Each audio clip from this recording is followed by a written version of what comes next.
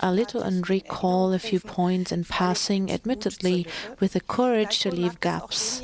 At the same time, this may also help those who were not able to attend the past few days to catch up.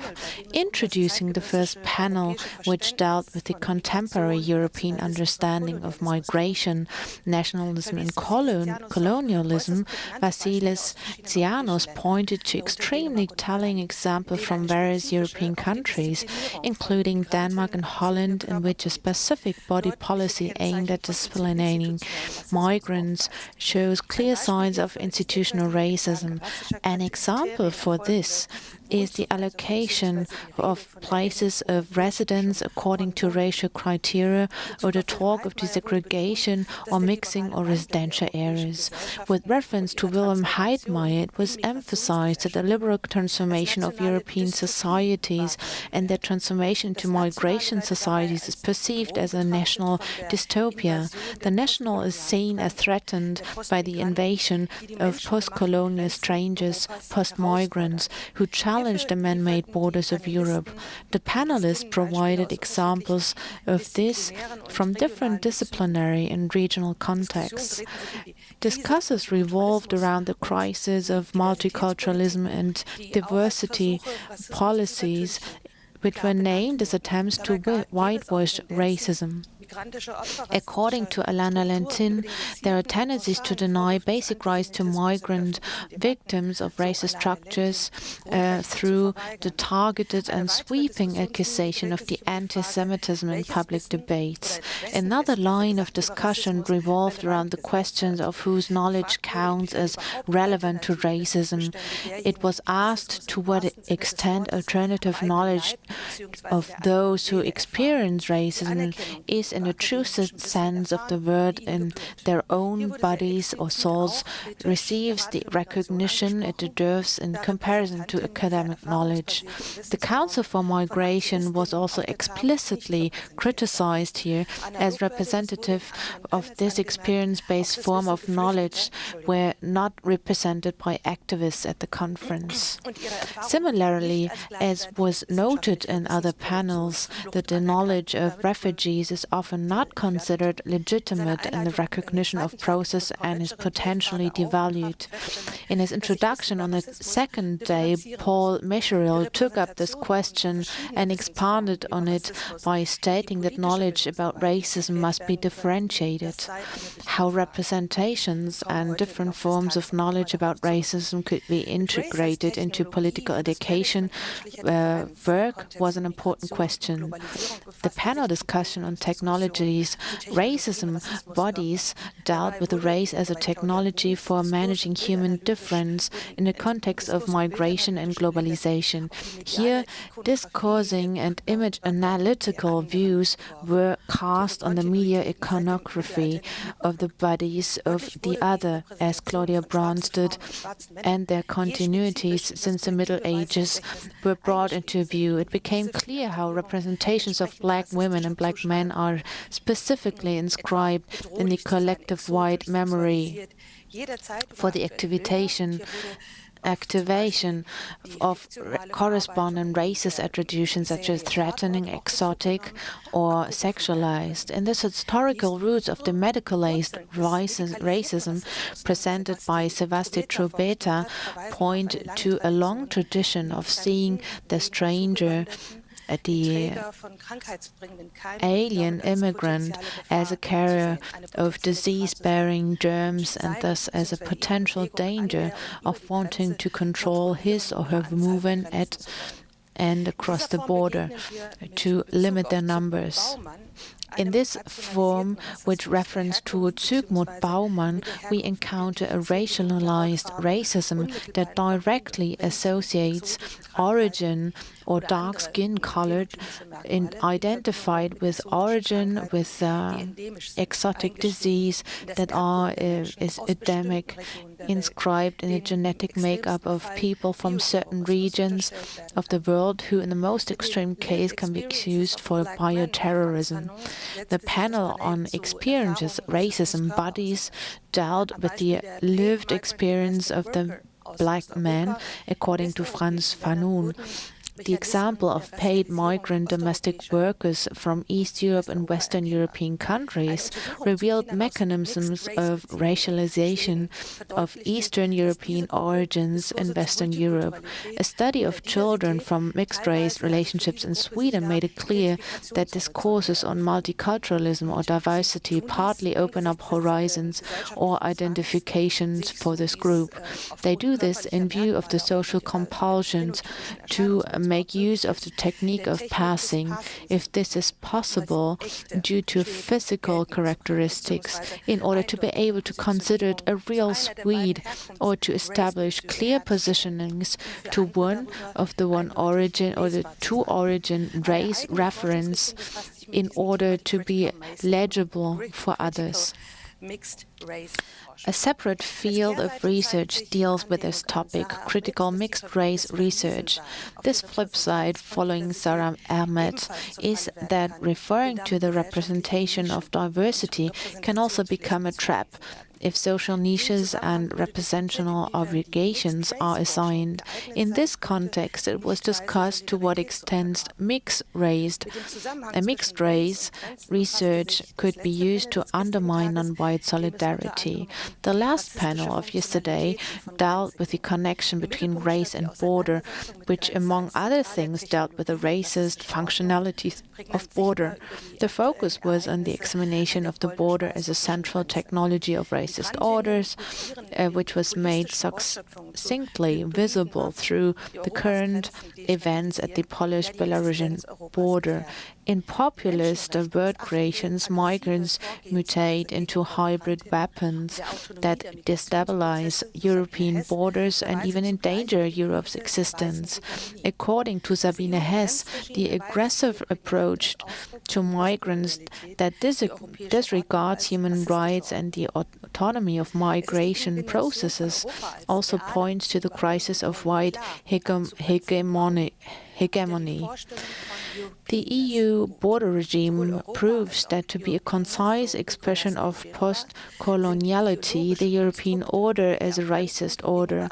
The idea of Europeanness is based on the imagination of Europe as a real space that can be clearly demarcated from other regions. Both Europe and Europeanness, according to Nicholas de Genova, are ideological constructs that help to justify demarcation from others and mark superiority. The exclusionary Europe, however, has no objective geographical borders, which make racist demarcations all the more important. At its borders, there are regions that, as Karolina Augustova points out, because they tend to be marked as barbaric or balkanized, they have to be controlled according to them. Violence takes place at their borders because the normality of violence is rooted in the biologically inheritable nature of the people on the other side of the border. Injured bodies, such as those people who have fled, are thus part of the normality of the Balkans, not of Europe, but of its external borders. Driven by illiberal and fascist parties, humanitarian management becomes violent. So much my attempt to recapitulate what I see from the key discussion points of the last 2 days. What can we expect today? The next panel will be about urbanity, race and the body. Here, space, which we already got to know as a powerful and contested resource on the previous days, plays a central role in its urban form. The contribution promise insights into the significance of division of spaces in Europe into Eastern, Western, Southern, Northern Europe, and racial constructs and racialization. This will be followed by a half-hour break, and it will be followed by 2 discussions, each lasting 1 hour, which will deal with the connection between specific social conditions with specific forms of racism, the question of racism or racisms to be distinguished in the European context. The discussion will be moderated by Maisha Morin-Oma. Finally, Paul Meshery and I, together with Anja Besant and Karima Ben Brahim, will recapitulate the conference under the question of what follows or should follow from the inputs and discussions for political education.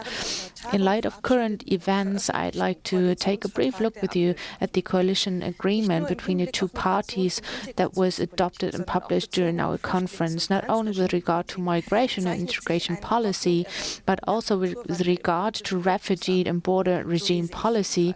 There are signs of a hopeful cultural change in the political style. A sentence such as 2015 must not be repeated still emphasizes programmatically in the 2017 agreement, and it has no place here. Instead, there is a talk of commitment to the humanitarian responsibility to protect. Forms of quartering and turning a blind eye to human rights violations at the borders are rejected.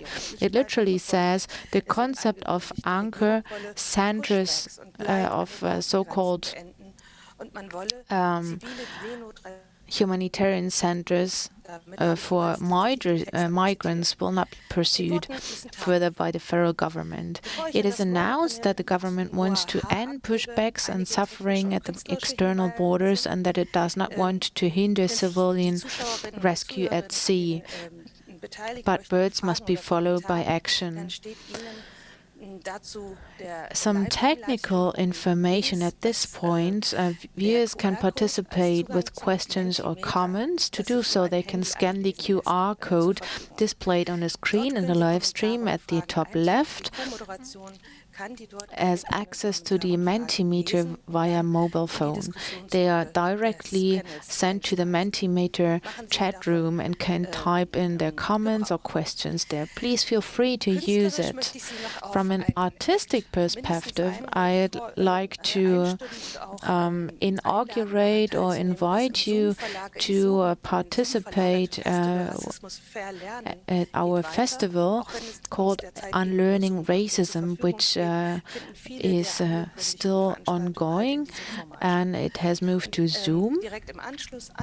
Following our concluding panel, we will have a dance performance with a Jiao called Bros Melting, a theatrical dance performance by the Dresden choreographer Jiao, who addresses with humor and irony the toxic masculinity commonly associated with men of color. Auch die Technik. Theatralische Tanzperformance ist mit Bros Melting zu erwarten. And they will be streamed from the big hall where our interpreters are based and also our technical team. The choreography will be transmitted by a totally different medium than language, and it will work on raciality. So I'd very much like to invite you to follow the event, and I'll now hand over the floor to Moa Ha. Good morning. Thank you, Yasemin, for the warm welcome. I will switch to English because the next panel will be all in English. The whole conference is bilingual, as you have seen probably in the last days. I'm very much looking forward to the next 2 hours because I feel very honored that to have that all the guests who I did invite for this panel have followed up the invitation and are here online. We are missing one guest due to also the pandemic situation. But I'm happy to introduce you all to our guests.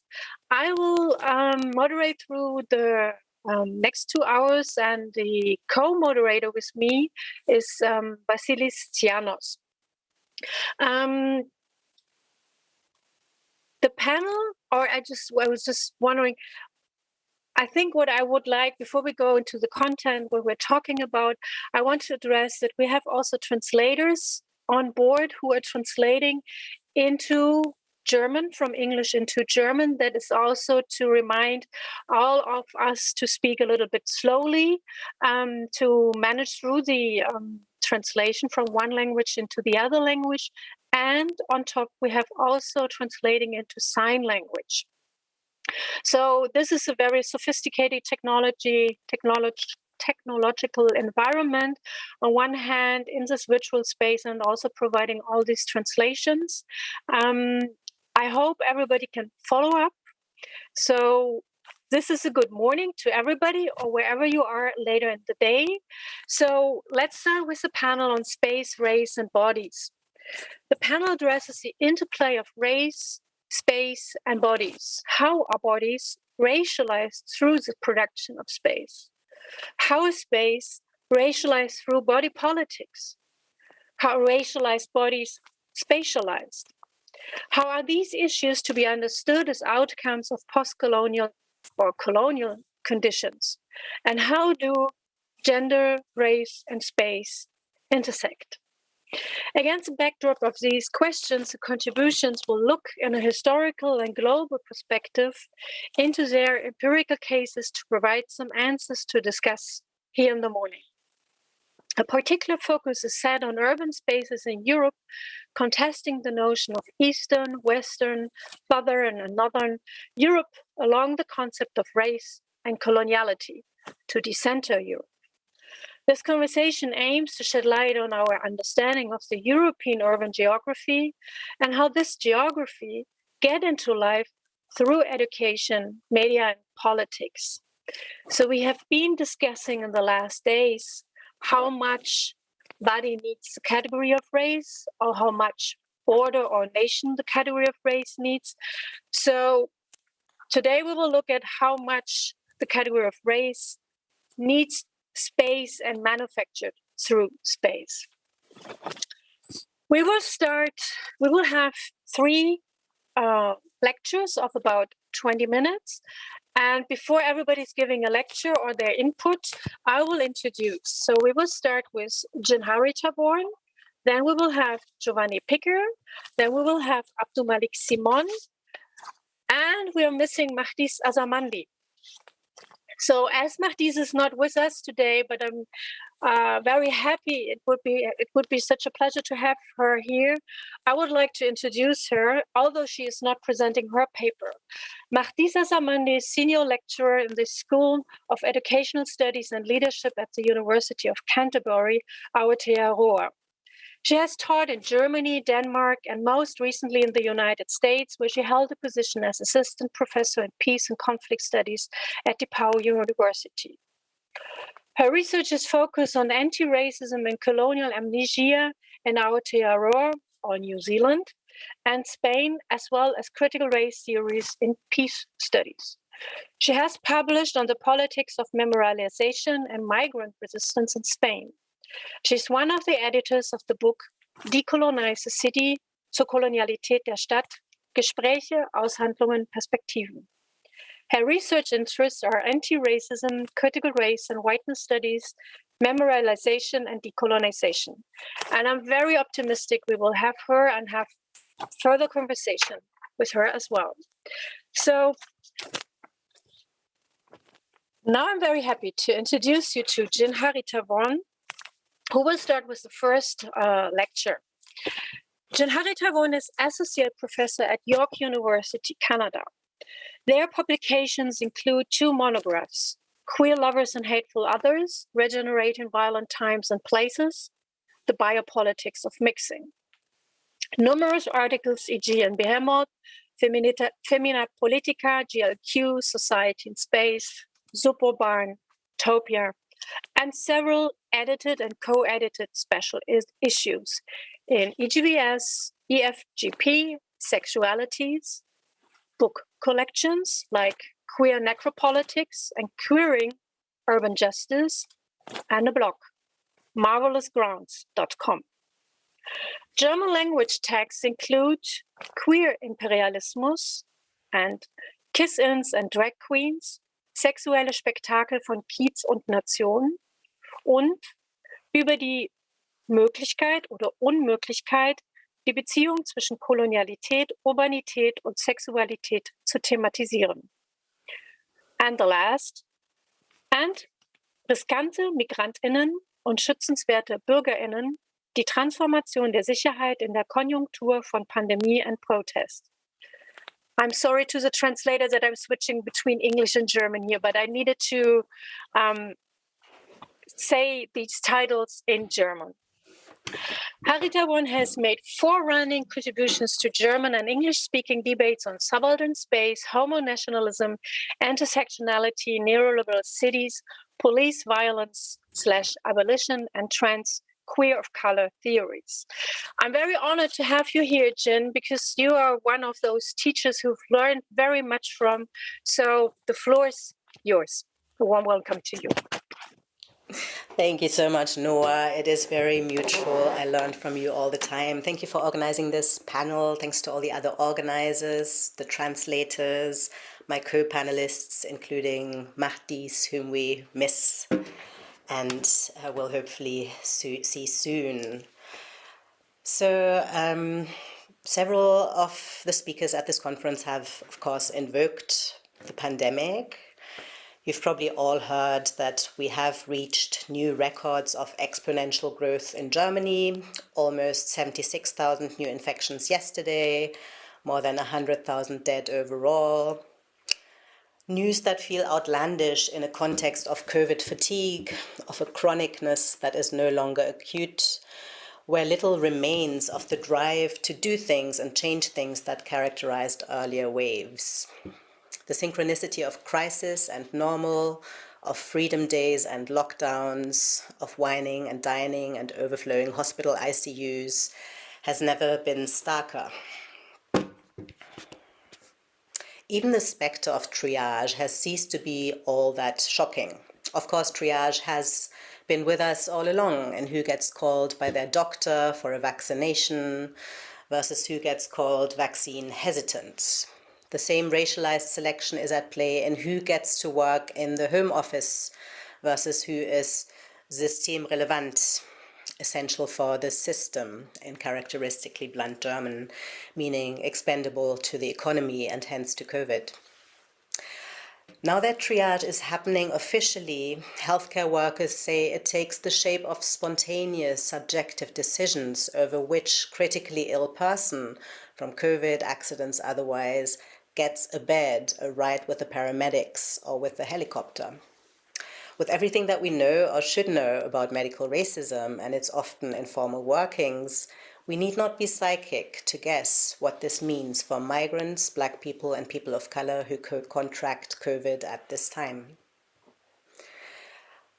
My current work on the conjuncture of pandemic and protest tackles this question of who deserves care and safety through a combination of media and policy analysis and qualitative interviews with activists in Berlin. My findings suggest that on the one hand, working class migrants, Black people, people of color are once more banished from the fold of the properly alive, of those whose lives are prioritized for safety and care. In Germany, with its tradition of race-evasive research, this manifests as a refusal to acknowledge the greater vulnerability of non-white people to the virus and to include race and class in the definition of priority groups. At the same time, non-white people have been hyper-visible as infectious rule breakers and vectors of the disease. Explanations for rising infection rates have regularly resorted to older spatial figures of degenerate bodies in degenerate spaces. Next slide, please. From overcrowded ghettos, where social distancing is not possible, to disaffected youth who hang around on street corners and pick fights with police, to large amorphous families that flock together during weddings and iftars, to the pathological mobility of post-migrants who bring back variants from visits back home, to protesters who impulsively take to the streets while everyone is staying home. Next slide, please. To the long lines of people waiting to be vaccinated against the backdrop of high-rise social housing during the belated, aptly called hotspot vaccination campaign. These spatial figures are, of course, shot through with race. They're also highly gendered. In my book, Queer Lovers and Hateful Others, I offered up the framework of queer regeneration to make sense of how lesbian, gay, bisexual, and transgender subjects with race and class privileges, formerly deemed criminal and pathological, become worthy of care and protection as a result of moral panics over racialized hate crime, whose settings are the gentrifying inner city from which poor racialized bodies are being displaced. I made this argument in conversation with a motley crew of theories, to name just three. Glenn Coulthard's Indigenous Marxism, which describes the settler colonial fantasies that underpin urban development as the terra nullius turned urbs nullius. Shireen Razak's Foucauldian framework of race and space, which discusses colonial distinctions between respectable and degenerate bodies who fail to take up space productively. And thirdly, Cathy Cohen's Queer of Color framework, which shows how subjects of color, including those that are straight and cisgender nominally, are disentitled from the white nation and its benefits through scripts of their pathological genders and sexualities. Next slide, please. Corona racism, my current subject, inherits this habitual stance towards racialized bodies and spaces, and I appreciated Savasti Trubetta's careful historiography of epidemics yesterday. This latest mutation of racism follows spatial scripts that revisit decade-long debates about failed integration, Islam, and youth crime. From problem neighborhoods like Neukölln in Berlin's now unaffordable inner city, next slide please, to archaic patriarchal Großfamilien or clans whose failed heterosexuality produces not only homophobia, educational distance, violence and crime, but now also COVID-19. On this terrain, racialized people are infectious bodies that are undeserving of space, resources, and life chances. In a finance capitalist context ruled by numbers, they are not the risk group, but the risk that must be managed. Next slide. This is despite early evidence that non-white populations face a greater risk of contracting COVID-19 due to what critical health scholars call the social determinants of health, including race, class, and dehumanizing living and working conditions. During the pandemic, there were brief moments where this vulnerability seemed to become speakable. Next slide. One was a debate in the print media about the overrepresentation of so-called people with migration background on intensive care stations. Public health and politicians called it a taboo, breaking which would risk a racism debate, and predictably themselves turned it into a racist debate. Next slide. The news that the vaccination programs had left behind large parts of the migrantized population. The German vaccination program from the start prioritized age, some disabilities, and some professions. Then in spring 2021, it belatedly discovered some of the social determinants of COVID and translated them into the hotspot vaccination campaign. However, rather than simply redistribute resources and life chances to migrants and people of color, the media and policy debates that accompanied these two moments gave rise to more corona racism. Non-white people were once more portrayed not as priority groups that deserve support, but at risks from whom society must be defended. And I have a whole article on this coming out in Behemoth Journal that we can discuss more in the Q&A, if you like. Despite the heightened visibility of the unequal conditions of living and working that render social distancing impossible for many, the actual contradictions that produce environmental racism and structural abandonment have remained obfuscated. A queer of color framework that actively converses with theories of racial capitalism is conducive here. In Black Marxism, Cedric Robinson defined capitalism as always already racial. Since its early European origins, capitalism has consistently relied on racialized distinctions. Indeed, capitalist accumulation requires the prior cultural production of degenerate populations that can be devalued, displaced, dispossessed, incarcerated, put to work, or made or left to prematurely die, depending on capital's current requirements. Queer of color theories are again helpful in explaining how these exploitable differences are produced through notions of improper and inferior genders and sexualities, from the welfare queen to the black mugger, Stuart Hall's example, to the hateful Muslim/Arab/Turkish homophobe, to the criminally infectious rule breaker who is scapegoated for COVID-19. Beyond this important and often devalued work of critique, queer of color methodologies, both organic and academic, also help us rehearse ways out of this and other crises. What is exciting about this moment is that we're witnessing the formation of anti-racist movements that, while not organizing as queer, actively acknowledge and learn from intersectional leadership. A learning that critical race, ethnic and migration studies, especially in the German-speaking context, have much to learn from.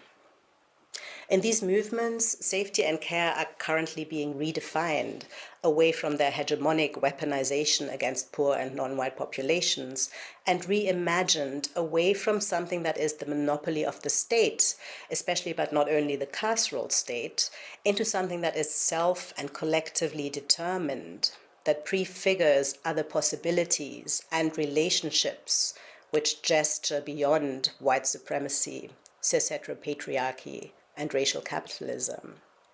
In this transformed framework, we begin with the acknowledgement that the oppressed do deserve care and safety from the virus, but also from those who claim to defend us from it. This transformation is happening across multiple sites and through multiple methods, from the creation of mutual aid networks to the subversion of the official household rules, which effectively recriminalize queer relationships and chosen families that do not conform to the white cis-heteronormative nuclear family, to the formation of pods, bubbles, and care collectives, where queer people of color in particular have kept each other safe and alive, to the organizing of anti-racist protests that reclaim public space from the conservative hygiene of the official corona rules, and redefine the question of collective safety from the bottom up. That will be the subject of the remainder of this talk. This occurs against the backdrop of a growing public awareness that the police will not keep us safe. That is a result of the global uprisings for Black lives following the murder of George Floyd, but also the decades-long work of anti-racist movements locally in German-speaking contexts. Eddie Bruce Jones already mentioned the well-known campaign for Uri Jallo, whose death in police custody, just like the killing spree of the National Socialist Underground, was actively covered up by the authorities. Next slide, please. The same happened in Hanau, site of the latest racist mass murder, where police, though called, did not respond. The pandemic nearly erased the public memory of the 9 lives who were taken on 19th February 2020. Sagt ihre Namen: Gökhan Gültekin, Sedat Gürbüz, Said Nessar Hashemi, Mercedes Kierpatsch, Hamza Kurtovic, Vili Viorel Paun, Fatih Saraj Olu, Ferhat Unvar, Kaloyan Velkov. Hanau gave rise to new political spaces, including the family-run Initiative 19. Februar and Migrantifa, a new mass movement by and for migrant youth. As many of you know, Migrantifa organized in several German-speaking cities to commemorate victims of racist violence, but also to build community in various ways, from protests to education events to food justice and other mutual aid in racialized neighborhoods. Their call for the one-year Hanau protest sums up the relationship between the state and civilian between state racism and civilian racism as follows, and I quote, "All these acts of racist killings are effects of a system where the state, intelligence, police, courts, politicians protect and support fascist networks, are a part of them even. Racism and right-wing extermination ideologies are neither the problem of a handful nor marginal events." Next slide, please. This resistance dovetailed with the biggest mobilizations against racism historically. In Germany, in June 2020 alone, tens of thousands joined Black Lives Matter protests. Happening during the pandemic, these protests were demonized by politicians and opinion makers as super spreader events that put society at risk. And I don't know who got the Gesundheitsministerium, but Karl Lauterbach was one of the people who said this, not just Schwan. However, I argue that there have been key sites of transformation, giving rise to new strategies for safety outside of the system. Next slide.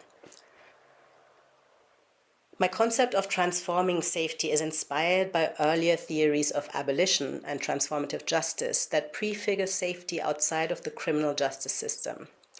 Some of the folks whose footsteps I'm in include Ruth Wilson Gilmore, Ajaris Dixon, Leah Lakshmi Piepshna Samarasinha, and in Germany, our dear colleagues Vanessa Thompson, Nadia Samur, and Melanie Brazel.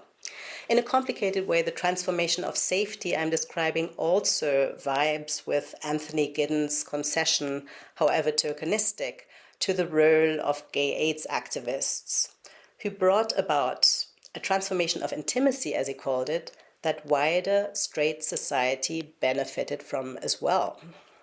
I argue that something similar is going on during this pandemic, that we are in the middle of another round of transformation that is once more led by marginalized folks.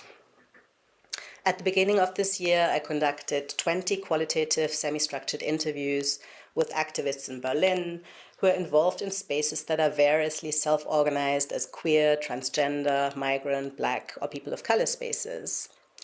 Interviewees brought strong critiques of racial profiling, which, while far from new, has gained force and legitimacy during COVID-19.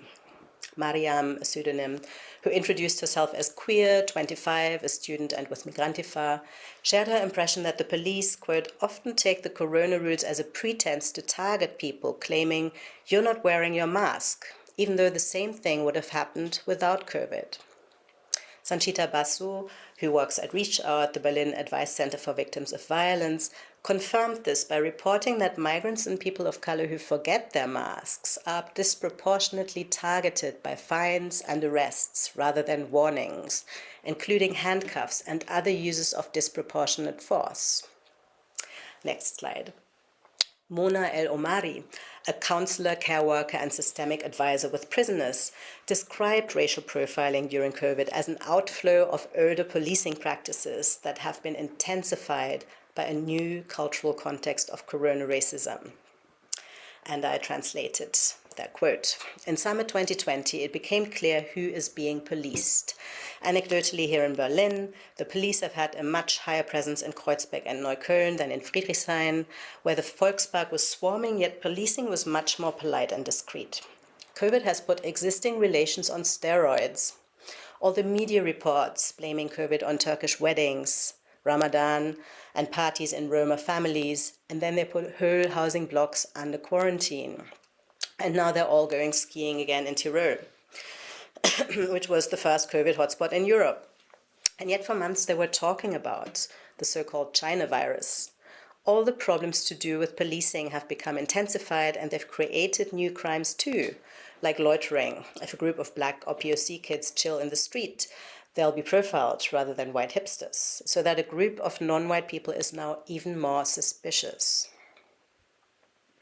Given the aversion to racialized folks occupying public space, it is no surprise that the protests that took place in 2020 were heavily policed too.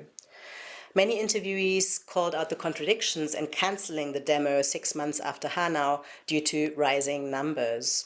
Meanwhile, Querdenkers, the German movement of COVID deniers, have regularly gathered tens of thousands, sometimes weekly, under such mottos as masks off, and were generally tolerated by local governments and cheered on by the police, despite their openly anti-state and often far-right stance. The Querdenker demos fulfill the criteria of a super spreader event and contributed to the second wave last winter, according to a study by Humboldt University Berlin and Leibniz Institute Mannheim. However, the super spreader label was stuck instead on the Black Lives Matter protests that in Germany in June 2020 alone gathered tens of thousands across the country. I want to argue that rather than a threat, the anti-racist protests happening during the pandemic have been key sites of prefiguring care and safety. They are spaces where Black people, migrants, and people of color, after a long history of patronage, are not only protesting the ways in which the state does not make us safe, but are taking the task of rebuilding safer relationships into their own hands. As Vanessa Thompson argues, these demos have reclaimed public space in a political climate where even on the left, the impulse was to cancel meetings, hide at home, and repeat the conservative cis-heteropatriarchal hygiene model of the state. They have also demonstrated, as so many of our movements before, that another world is possible when no one is disposable. And I want to give just two examples to illustrate this transformation of safety. Next slide, please. One is the safety protocol for protests by Black Lives Matter Berlin. Here, COVID safety is defined not just as wearing masks and keeping distance. It also includes racial profiling, the surveillance of mobile phones and Facebook profiles, and tear gas attacks. Pandemic policing globally has not incidentally targeted the lungs, thus using the virus as a sidekick. From May 2020 to July 2021, BLMB discontinued demonstrations and other offline events following medical advice, notably for the protection of Black people. The other example is the safety protocol of the protest 1 year after Hanau. Mariam, mentioned earlier, described its ethic in the terms of disability justice, quote, "A basic understanding of safety and access. I do this so that you can be here too." Indeed, much of the organizing that has happened transnationally during the pandemic has insisted on the streets, while also acknowledging that not everyone can safely be there, and that valid contributions can be made while staying home. The ground rules at the protests that Mariam discussed, including physical distancing and wearing masks, at first sight resembled the corona rules of the state.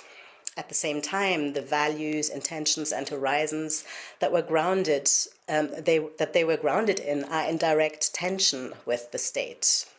Next slide. Hamza, a pseudonym who identified as Kurdish, Muslim, and non-binary trans, described this as follows.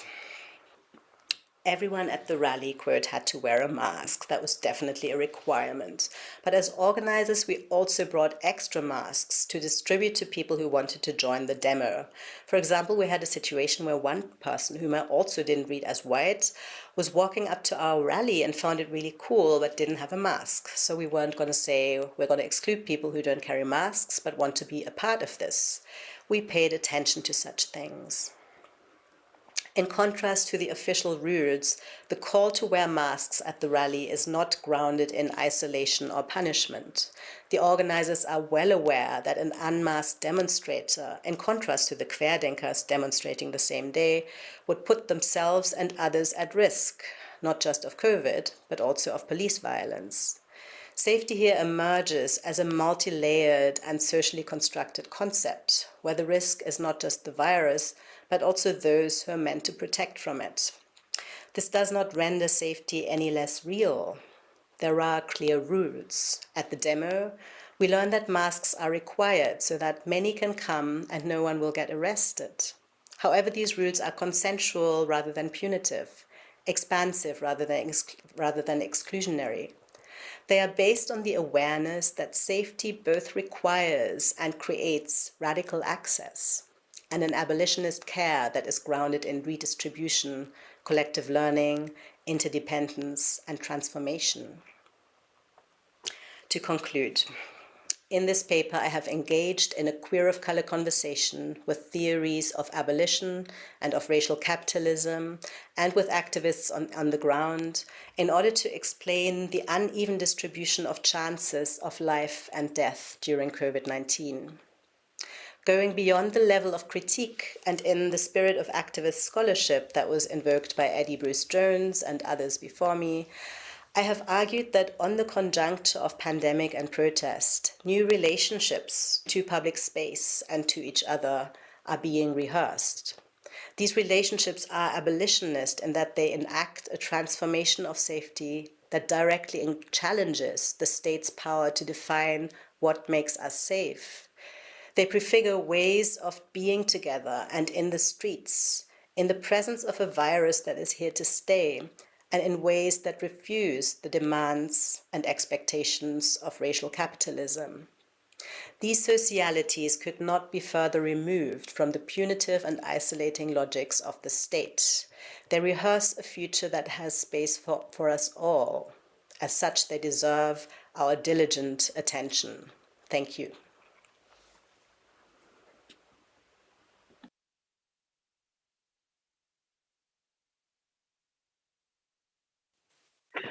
Thank you so much, Jin, for this great input and to contrast what it means to police public safety and to shed some light who's the body of public health and public safety, but what are the hopeful logics and measures and self-organizing of safety and care. Thank you so much for this.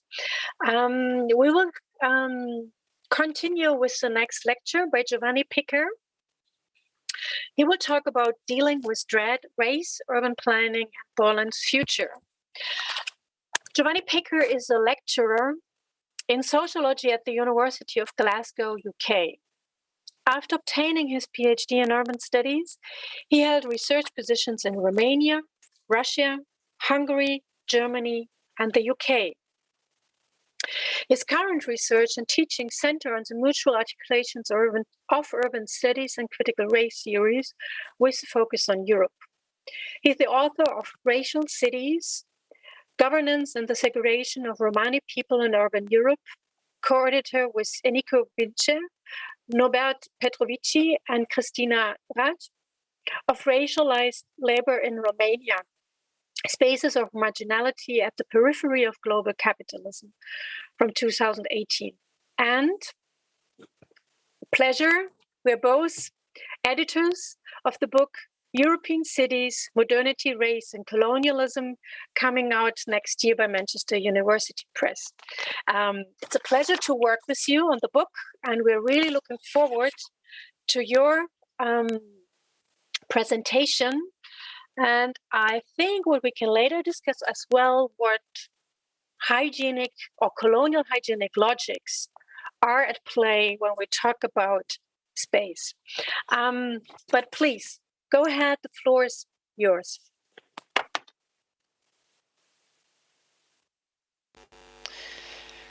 So, hi everybody, and many thanks to Noah for putting together this panel, which is very precious, and for having me here with you. I want to echo Noah's words as well at the beginning by saying that I also learn a great deal from everyone in this panel, and including Mahdis, whom I really hope to meet and join conversations with her as well.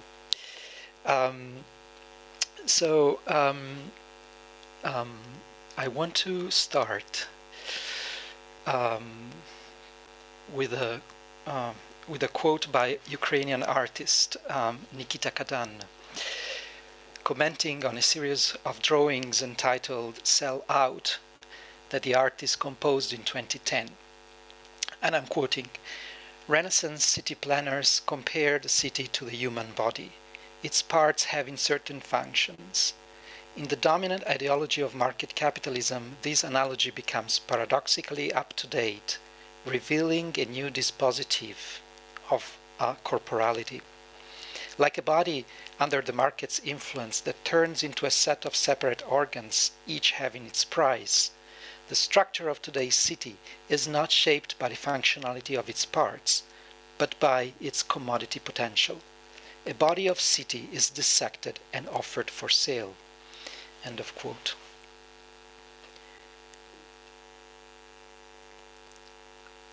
Much of Kadan's radical aesthetics and politics, I find, resides in the drawing's capacity to expose a way of being in the world, a disposition which actively and arbitrarily sets up a series of relations between the organic and the inorganic, the natural and the architectural, the biological and the cultural.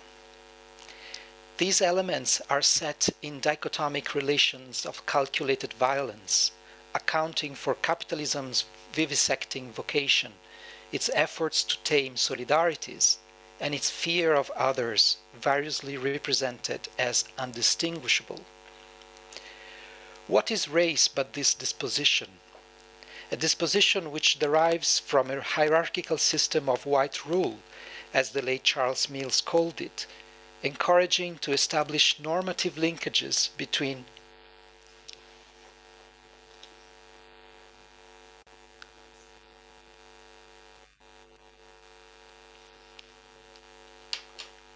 sorry.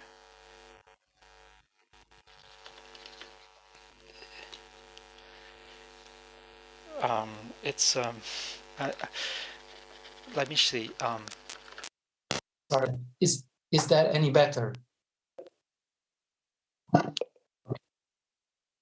All right.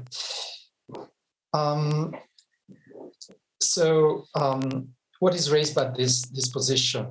A disposition which derives from a hierarchical system of white rule, as the late Charles Mills called it, encouraging to establish normative linkages between the perceived natural and the cultural, the deemed biological and the behavioral, to contain the threat constructed as racial. This system is profoundly capitalist, to follow again Nikita Kadan, because the very references that constitute it circulate through continuous exchanges driven by vested interests, producing value, which is eventually accumulated until the subsequent investment. For example, in the context of terrorism, Sarah Ahmed wrote about an economy of fear. I'm quoting, "Responses to terrorism work as an economy of fear in which the figure of the terrorist gets associated with some bodies and not others," end of quote. As Ahmed explained, the more the figure of the terrorist circulates in the public sphere, the more the affective value, fear, increases, and by implication, it decreases the less the figure circulates. This is so because, according to Ahmed, quoting, "emotions work as a form of capital. They do not reside positively in the sign, or we can say figure or commodity, but are produced only as an effect of the circulation of its circulation of the sign of the figure of the commodity," end quote. So in dialogue with both Sarah Ahmed and Nikita Kadan, in this essay, I ask what work urban planning does when certain figures get associated with certain bodies and with certain urban spaces, and not with other bodies and other urban spaces.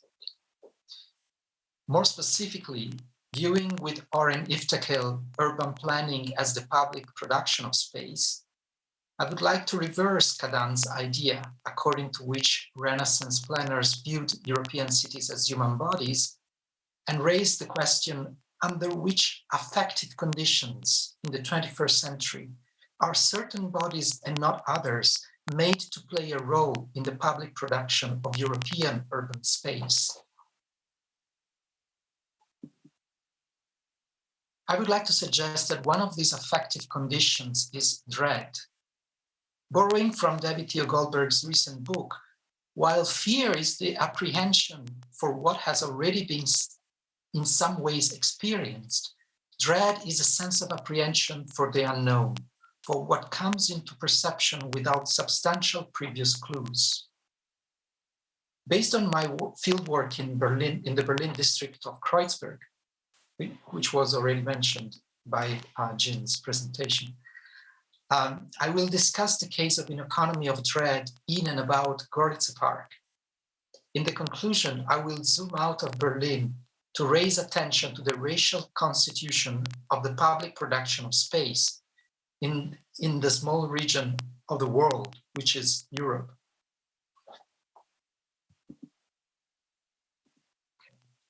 I would like to start by describing a scene. In 2016, Kani, pseudonym, was a 27-year-old man living in Berlin whom the German state categorized as undocumented migrant coming from an unknown country. Kani had a special legal status called Duldung, or toleration, meaning that while the asylum application had been rejected, the state considered Kani not deportable, hence, quote unquote, tolerated to stay in Germany. One summer of that year, Kani was in Gorlice Park, suddenly approached by two mid-aged men asking for something to buy. Kani replied negatively, but told the two men to wait, went to buy marijuana from someone else, and came back. At that moment, the two men pulled out their police badges and arrested Kani for drug dealing. One of the policemen then wrote a brief note to the state prosecutor that read, quote, "I can describe the person arrested in the following way. Man, dark skin, blue jacket," end quote. In court, Kani explained to the prosecutor that the asylum office did not provide enough money to leave, and that Kani had developed an addiction to marijuana. With the little money gained that day, Kani would have bought something to eat and more marijuana to ease the pain of abstinence. This small scene encapsulates many of the key properties of the economy of dread. Kani was not selling anything that day, but when asked, sought to improve his unbearable economic and health conditions caused by the asylum office.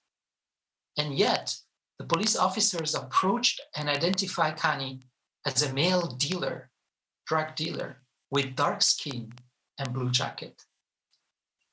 It's not that Kani's physical appearance, man, dark skin, blue jacket, was first made explicit in that note to the state prosecutor. No, Kani's physical appearance predicted the arrest because it was what actually made Kani a regular drug dealer. Visual bodily signs coded through sex, gender, and race become the relevant system of reference that encourages normative linkages between the perceived natural and the cultural, the deemed biological and the behavioral. And when these bodies and not others are in certain spaces, they become associated with certain figures, like dealer, figures with which scare, and we can also say figures with scares. Kani's story is not occasional, but systemic.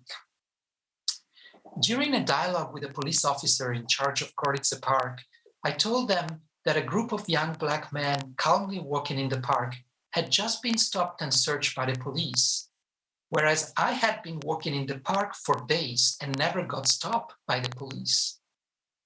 Why? I asked the officer, who answered, "Why should we stop you?" For a few seconds in front of that answer, I remained speechless. As a white-looking man, I thought, I am not attributed any figure.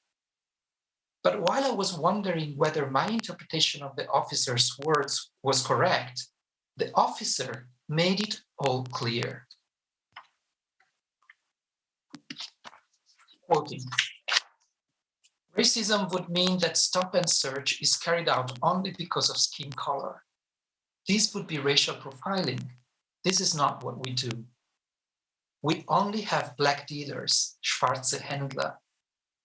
We have not one single light-skinned drug dealer in the park. There are only Black dealers. So why should my colleagues stop and search when they perfectly know that Black dealers are the drug dealers there? Should they stop a light-skinned woman? This would be nonsense. Everybody knows that Gorlice Park is dominated by Black dealers. There is no other dealer than Blacks." Since this passage is very important for this essay, let me paraphrase it in light of the system of references I was talking about earlier on. The officer is saying, we do not target Black bodies, we target dealers. To do so, we associate the figure of the dealer with black bodies only, because everyone establishes that association in the context of Görlitzer Park. Despite the fact that, as you can see in this table, the officer is very likely to be wrong because there are drug dealing suspects coming from countries where people are not typically coded as black, I want to suggest that it is very important to understand the three-step process that the officer was proposing. From this three-step process goes from figure, dealers, to bodies, black bodies, and to urban space, Görlitzer Park. That is a central articulation allowing the three elements to constantly reinforce each other. Now, due to the fact that the circular articulation is racist, in post-World War II Europe, and perhaps particularly in Germany, it cannot be exposed in public. It can only remain implicit. It can only remain in the specific context of, in the officer's words, what everybody knows. And yet, if it remains implicit, if it does not become an official ruling strategy, how can the park be democratically and transparently governed? How can the necessary preservation of the social and moral order be ensured in the German democracy? Something is needed, something that would create the conditions for this articulation to become the legitimate basis for governing the park, but which at the same time would never need to be made explicit, spelled out, admitted. A cover-up with an unmistakably democratic facade is needed, is indeed what is needed. The effective economy of dread is precisely this cover-up. In what follows, I will discuss the economy of dread in its three principles, in its three key stages, which are production, circulation, and profit generation, before suggesting more general conclusions about the European public production of space. Okay, the first step of the economy of dread is the production of the figure. Civic participation in urban planning is a quintessentially democratic value. As Max Weber noted already in 1922, in difference to the ancient Greek city, the European city is an ideal type of civic participation. Of civic emancipation. Emancipation for whom, however, was a question Weber never raised. In May 2016, a group of long-term German residents wrote and published an action plan, a planning document, which argues, on the basis of an ethnological research they themselves had commissioned, that residents' subjective feeling of safety in the park, in German subjektive Sicherheitsgefühl or subjektive Sicherheitsempfinden, was compromised by the physical presence, spatial locations, postures, and behaviors of so-called dealers or handler. In both the ethnological research and the action plan, which are available publicly on the district website, one fundamental condition for the production of the figure of the quote-unquote dealer is that dealers' actual own voices, views, stories, and even feeling of safety are nowhere to be found. Dealers do not actually speak, so much so that we may ask with Spivak, can they speak? They are only referred to, hence constructed as images, signifiers, and figures. The way they are constructed is exclusively by reference to four characteristics: skin color, gendered appearance, male, men, physical location, the park gates, and behaviors, like making trolleys and standing on the gates. Signifiers alternate between African men, sub-Saharan African men, black men, men from West Africa, and similarly sounding expressions. Their location is the park gates, forming trellis and behaving now aggressively, now arrogantly, with respect to the passers-by.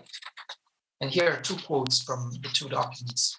Men from West Africa came with insecure or no residence and began to supply cannabis. Suddenly, the right of the strongest has been imposed. In some places, drug dealers form a trellis with their bodies, and this is considered to be frightening. Second step of the economy of dread is the circulation of the product. Once produced, the figure of the dealer, who is always black, whether implicitly or explicitly, needs to circulate, to be advertised.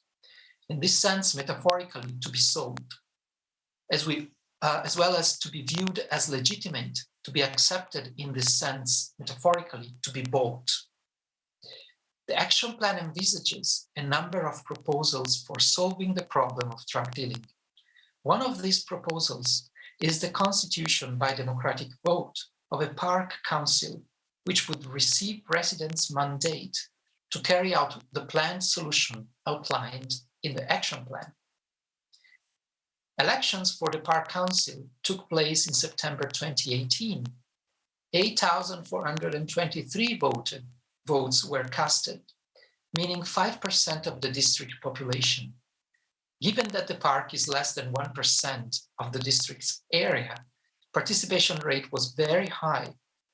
This was a key way in which the figure of the dealer associated with black bodies was approved and legitimized by residents. Also, Berlin newspapers and information websites play a very important role as vehicles for the circulation of the product, of the figure, which runs all across the figures a figure which run all across the action plan and the ethnological research. And the third step of the economy of dread is profit. So what effective value does the economy of dread ultimately produce? As Ahmed maintains, effective economies produce effect, not unlike the capitalist economy geared to produce and accumulate capital. What gets produced is dread because it's the fear of the unknown, of the voiceless, the figure attached to black bodies who are exposed by means of dehumanization. We can say that the production of dread through the circulation of the figure of the drug dealer associated with black bodies generates a kind of surplus value also, which is the civic, democratic, and liberal cover-up for ruling the urban space through race. Just coming to the conclusion, I would like to reflect now, and to wrap it up, on the implications of the argument I proposed for the public production of space in European cities. As I suggested, the reason why the economy of dread is necessary is the racial history of Europe and how that history is faced. In post-World War II Europe, as Gloria Becker and others discussed, race can only be made to play an active ruling role, provided it remains hidden, implicit, unofficial, unspoken, and denied. It can only exist under the cover of democratic and civic values, including citizen participation. Behind the cover, reality strikes. In our forthcoming edited volume, whom I had the pleasure and honor to work on with Noah Ha, with the support of dear colleagues who are in dialogue with us today and in various parts of the world, we document the ways in which the public production of urban space in Europe occurs through localized processes of racial ruling, in which the state, the market, and civil societies combine and clash in the making of urban futures. A brief case in point is the Fundamental Rights Agency's report published this year on racial profiling in Europe. The report aptly distinguishes between stop and search while in a vehicle and stop and search while on foot. The figures unequivocally point to massive racial profiling in all member states. For example, walking while being Roma in Hungary makes you almost 3 times more likely than the average population to be stopped and searched by the police. In France, another example, while on average people have almost 20% of chance to be stopped while on foot, this chance raises to almost 50% if you are coded as Black. So we can ultimately say that one of the ways in which in Europe race co-produces urban space publicly yet surreptitiously is through associating certain figures with certain bodies and not others. As the Gorice Park case shows, these bodies are only seen as bodies, indeed as organs or a series of organs, not as humans belonging to communities, cultures, ensembles, or districtings, to borrow from Abdul-Malik Simon, but produced and reproduced as constitutive parts of a specific urban space, the park. In this way, bodies and urban space are jointly produced through race. As in Nikita Kadan's compositions, where organs, like city parts, circulates as commodities to increase their economic value, the figure of the drug dealer, a 21st century bogeyman, frantically circulates to increase its affective value, dread, which ultimately legitimizes racial planning at the very center of Europe.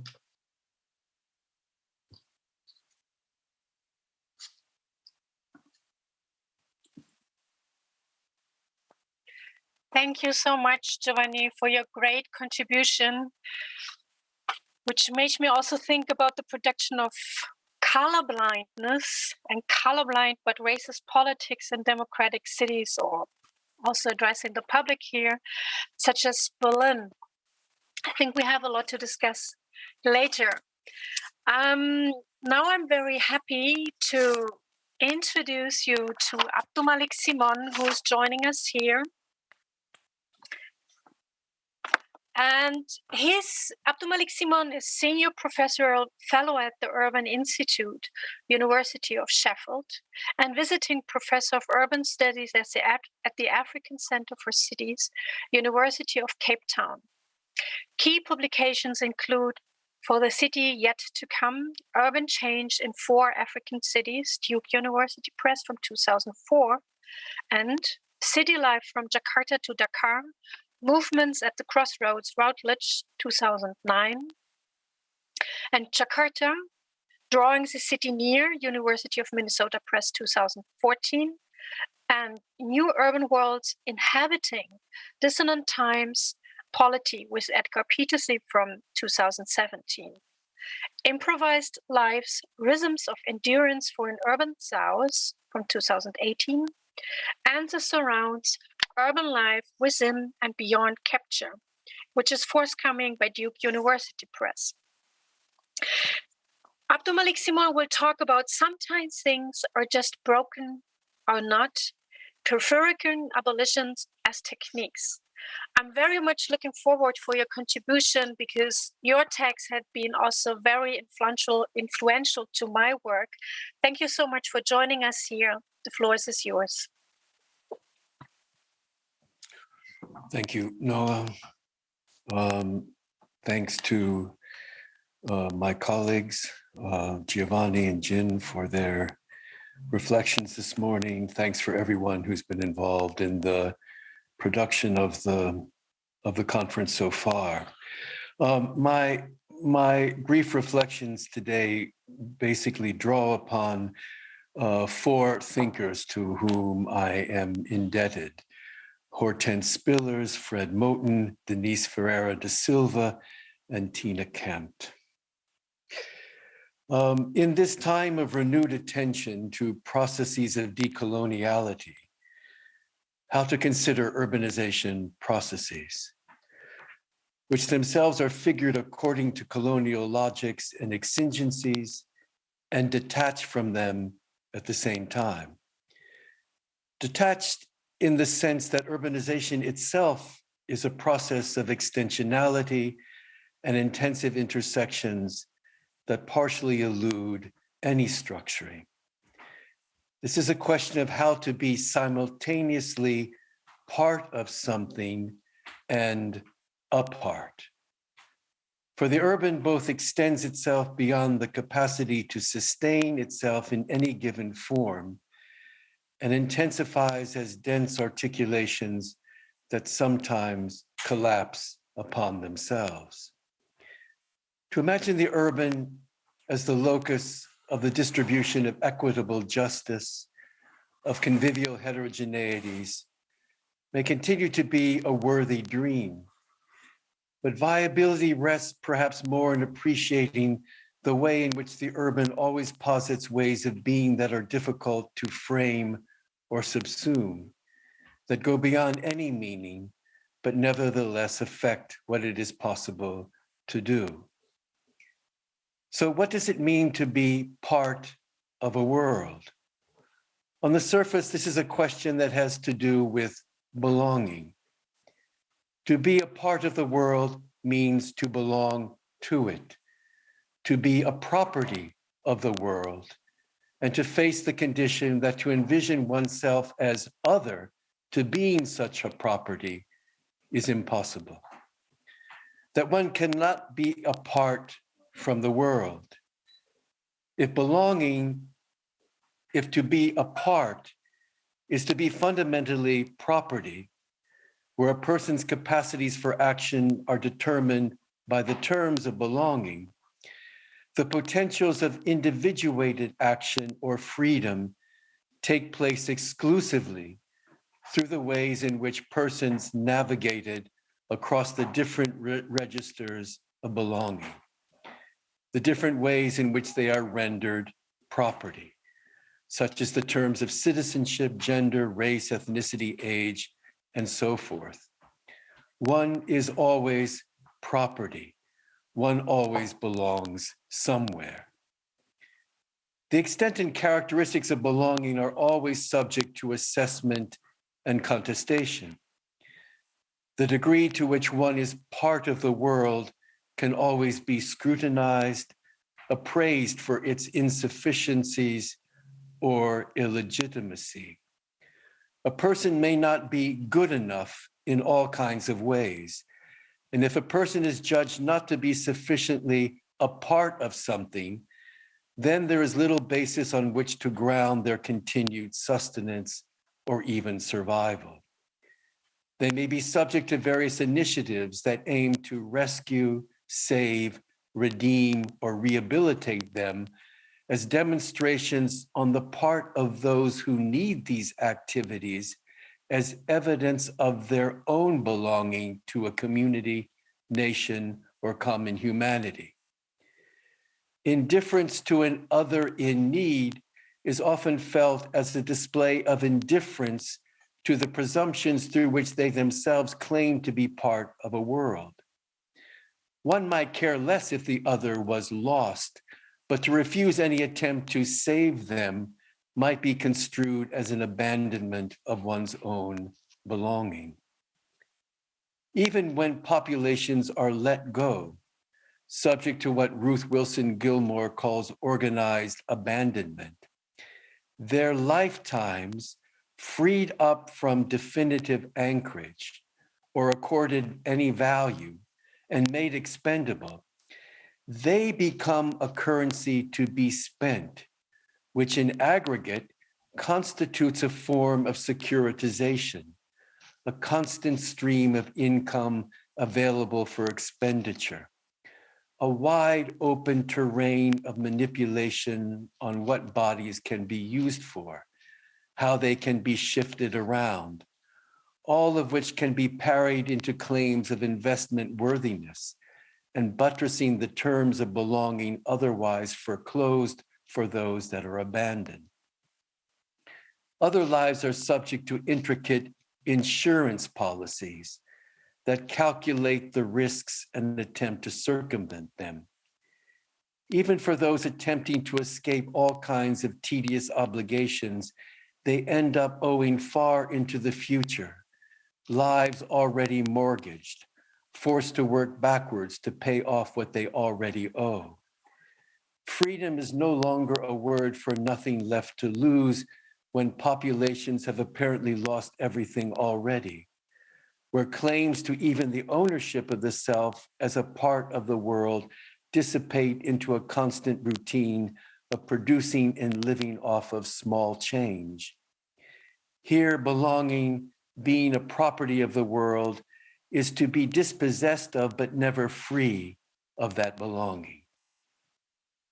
So there's another dimension of this being apart, something more ineffable, opaque, like the notion of making a part in hair or parting the waves. To be a part of the world also means being a part of its rupture, its division or subtraction. To institute a breach as an integral aspect of belonging. It is to be engaged in the world, but as something expendable to the terms through which it has appeared and enunciated itself. Perhaps homologous to Rancière's notion of the part that has no part, here I would prefer the notion is intended as a more proactive intervention as it refuses to be the property of the world, refuses to belong to the particular rendition on offer. It is the instituting of civil war, a war within the presumptions of common belonging, where what is important is the rupture itself and not the sides that are posited and consolidated. For what has come to hold the sides together as sides is less an instituted and relied upon relation of language and reality, or the production of stable meanings, but sheer force, largely instrumentalized as compulsory indebtedness.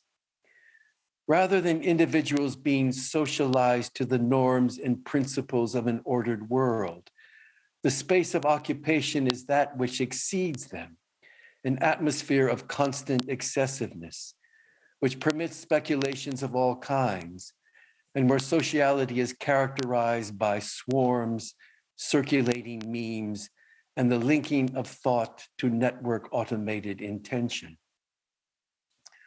To be a part of the world, to be a part in the world, to institute a rupture in the terms of belonging, a belonging that can be hedged, parsed, recombined, securitized, is to mobilize the expendability signaled by and through a refusal to be useful, to make a part, to insurrect.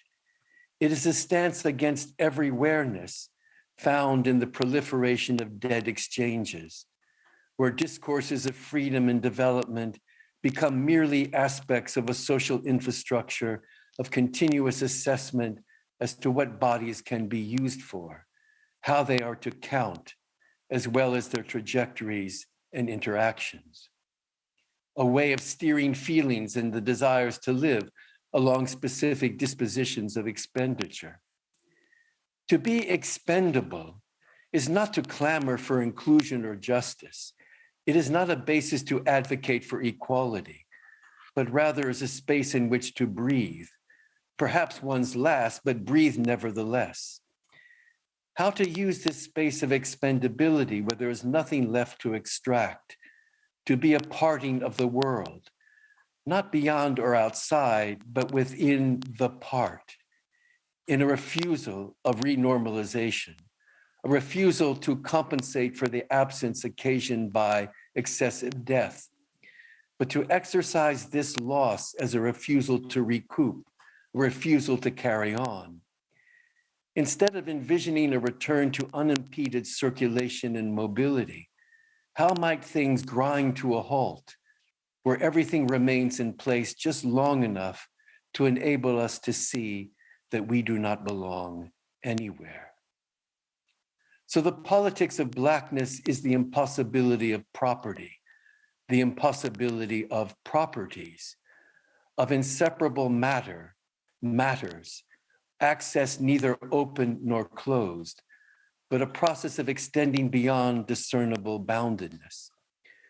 what Denise Ferreira da Silva calls differences without separability, where the availability of Black livability and resourcefulness to the world is not the basis of a differentiated subjecthood of the modern, white individual or social, not a resource to be extracted from in order to buttress the formation of property as the substrate of white privilege, not even an emancipatory vision of the future, but as an elemental feature that exceeds any specific use or valuation. Urban justice is thus not the restoration of some overarching commonality.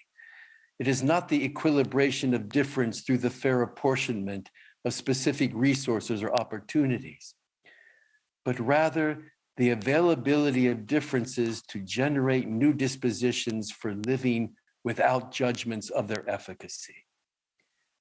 One might even see Blackness as a kind of technics, a way of gathering, deciding, and conveying that extend beyond the need to signify, the need to point to something.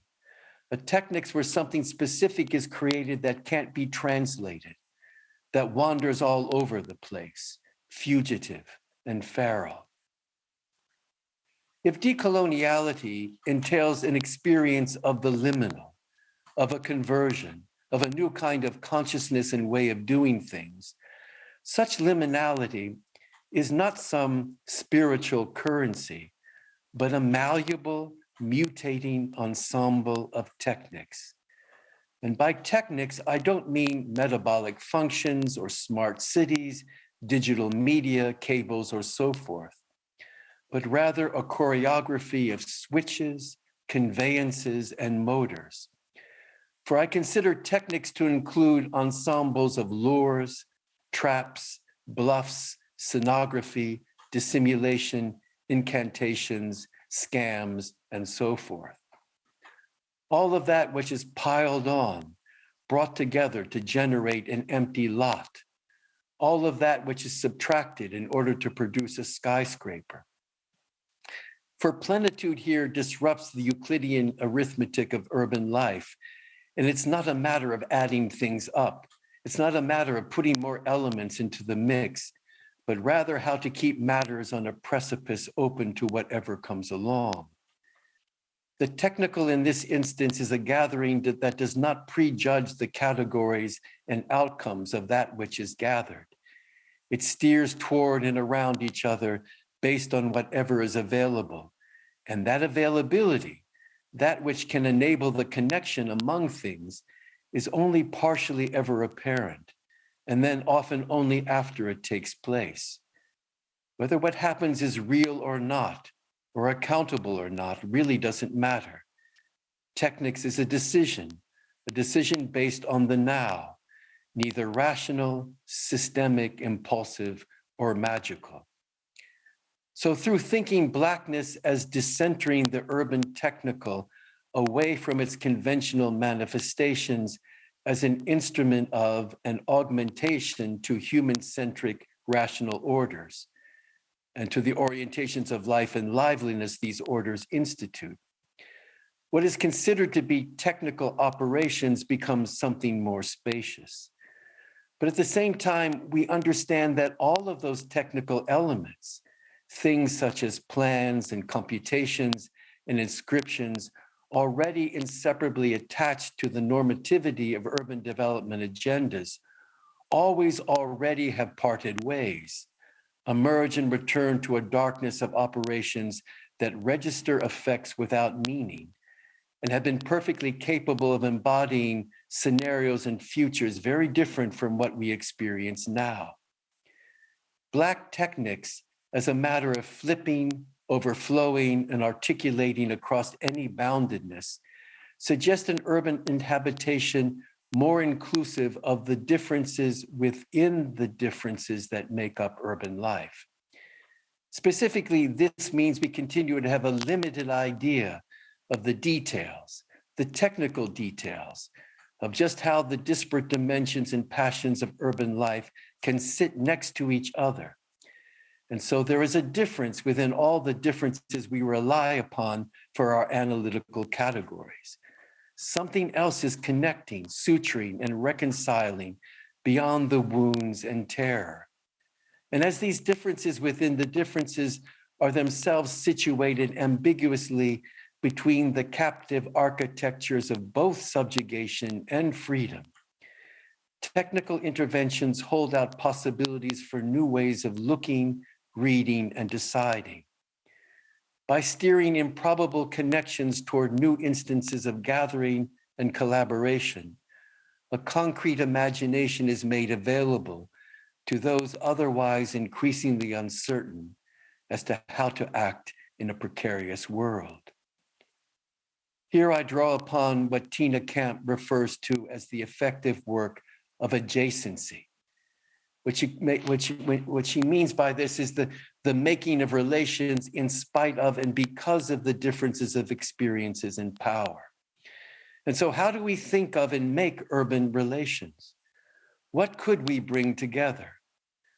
All of the strange alliances amongst things not usually thought to go together. Storytellers, engineers, healers, urban data analysts, street brokers, priests. Not for the reapportioning, derivation, and speculation on difference, but for its communism. Each is to its other, can do the work of the other without comparison or computation. Thank you very much.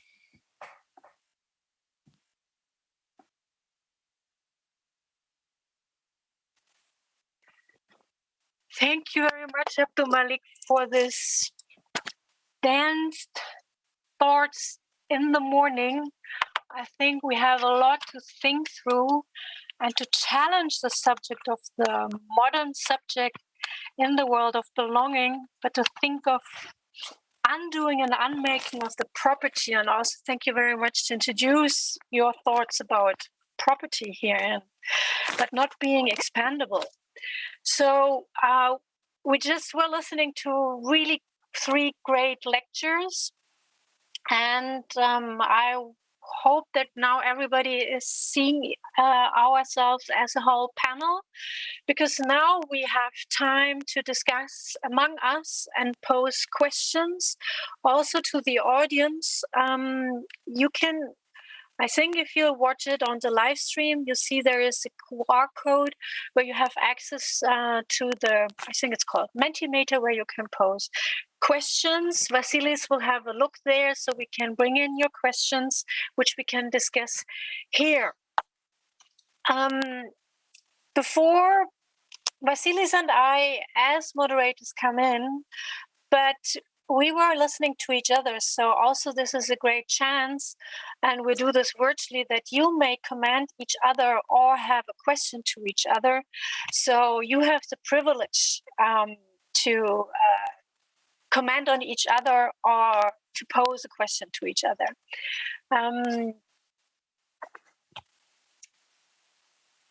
Anybody of you want to share your thoughts after these thoughts?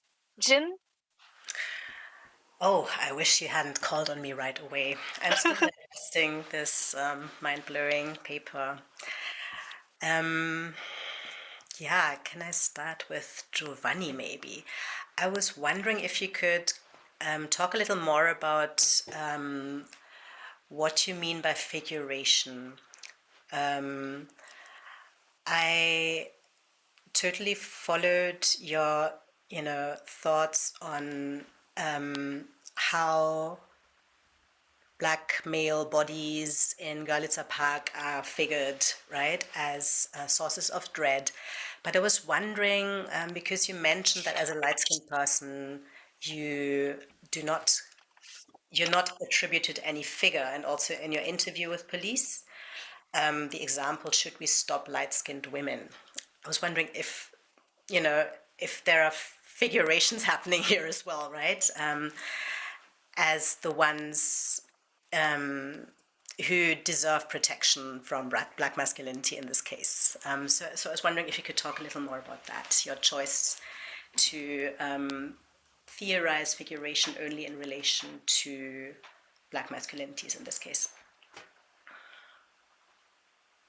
Yeah, thank you. Yeah.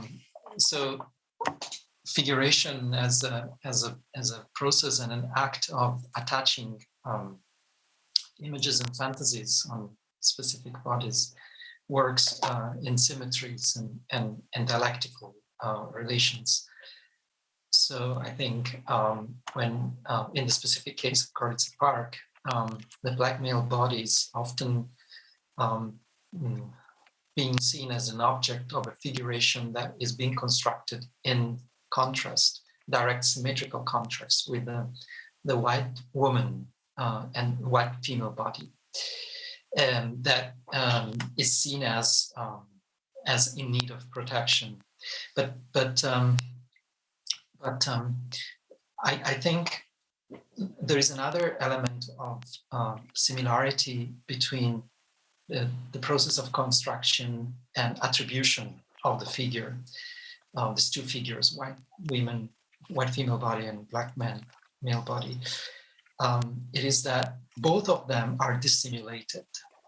So you would not find in any public document a call for the protection of women, or even white women, for that matter. And so what for example Sarah Faris speaks about in feminationalism, where at the political level, or the sort of a more national political rhetoric, saving white women from black men, it has got currency, right? This is still dissimulated. It's dissimulated at the local level, at least in Gorlitzer Park, when it comes to Gorlitzer Park, as something that, again, everybody knows, but nobody really admits, or nobody admits in public.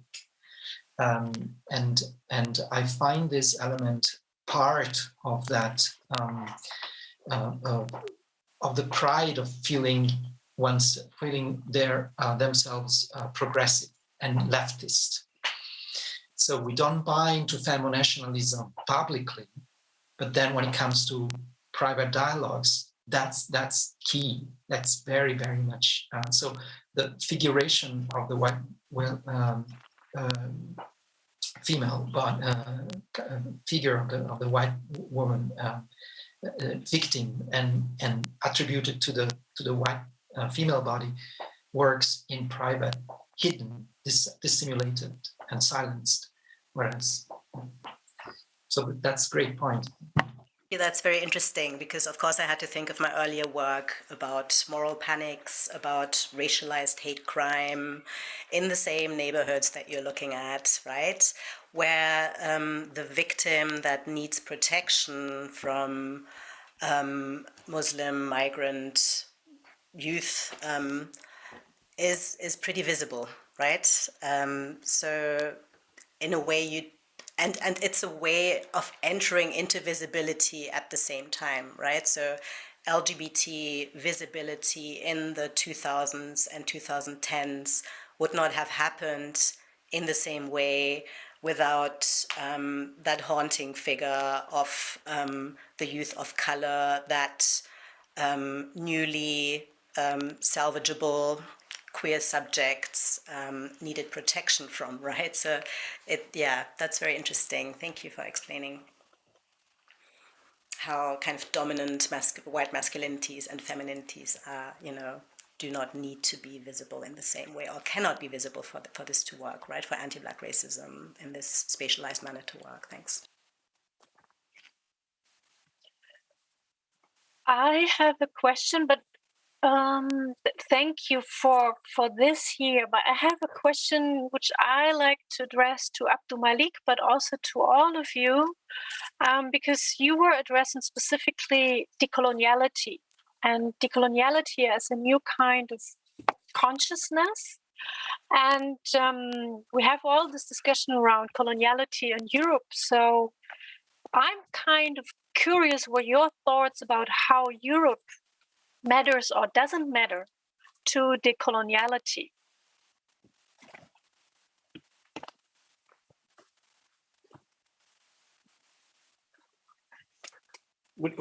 Noah, what do you mean matters? How it matters? I do ask that question specifically because on one hand, we focus here on the racial order of Europe and to decenter Europe on one hand, but on the other hand, also in a global perspective, the question is, I was just thinking of Yoko Tawada, who's a Japanese author who wrote, we shouldn't, Europe doesn't exist.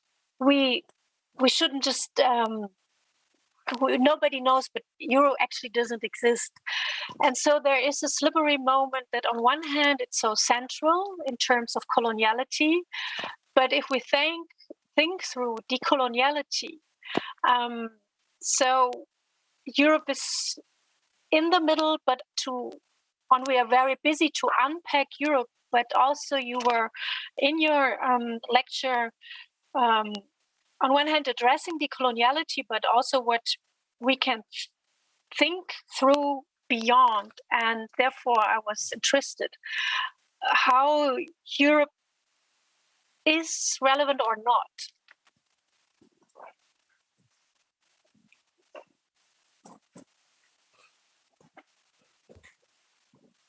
No, I mean, if Europe says it's relevant, then it's relevant in some ways. I mean, it's a kind of self-reflexive declaration of. I mean, the question might be where is Europe, and so if Europe feels the need to extend its administrative and policing boundaries all the way to the Sahel, for example, as a means of ensuring the integrity of a former imaginary of what it is, and in that extension, believes that it can control this kind of new frontier, which evidently it has demonstrated that it can and can't at the same time. How does that interact then with the growing elaborate infrastructure of underground railroads across Europe that are occupied and used as a way of, through which bodies that are not always deemed European are able to circulate? So what's the interplay?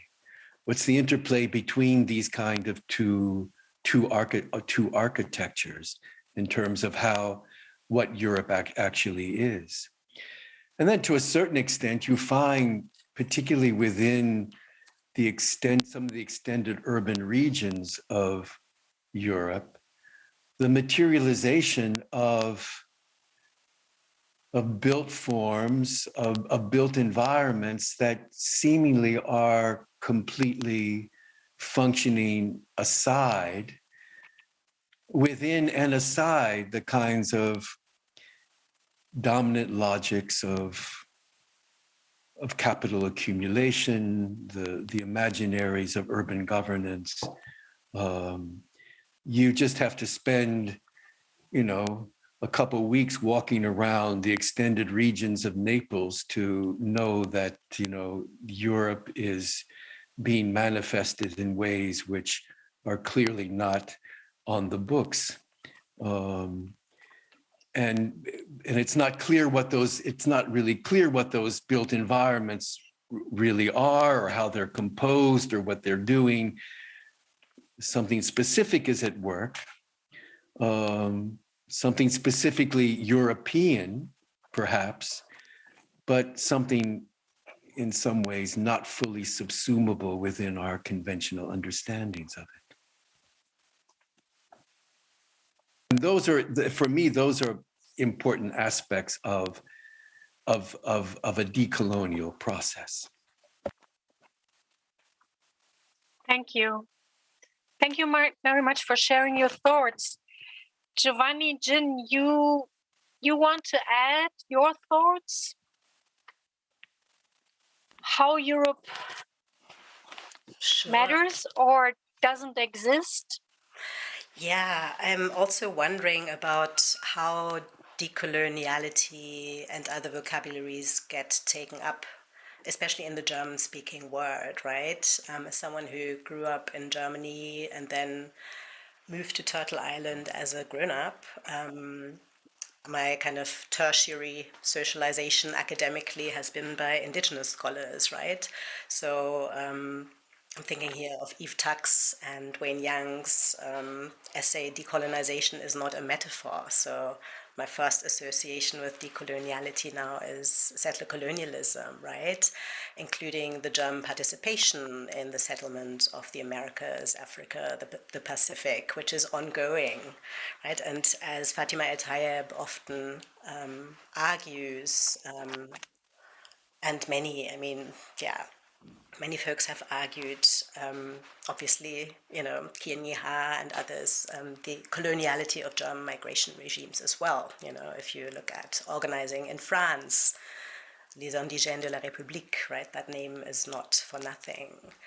So I'm curious, what does a concept enable us to name? So, for example, after decades of post-colonial and decolonial theorizing that I've partially also been part of and invested in, right? German colonialism and anti-Black racism have only just become speakable in a kind of wider public domain, and that was not as a result necessarily of academic knowledge production, right? And as Nahed Samur argues, the German participation in the Nakba, right, remains unspeakable, and she specifically called out us decolonial thinkers. And yet, I mean, your work and Giovanni's is so important, especially for urban studies, right? That are still catching up with, post-colonial theory and critical, anything kind of to do with race, the study of racism. And I really, your question at the beginning of this panel gave me food for thought, what colonial hygienic logics are at play in urban space. And obviously I'm thinking here of Giovanni's work, right, which is all about hygiene, right, the clearing up of undesirable bodies, right, but also of, what I just shared about anti-racist demonstrations during COVID-19, where this kind of myth that we've moved from a cultural racism to a biological racism is obviously no longer tenable because, COVID is so much about the body, right? We're really thrown back to an unabashed,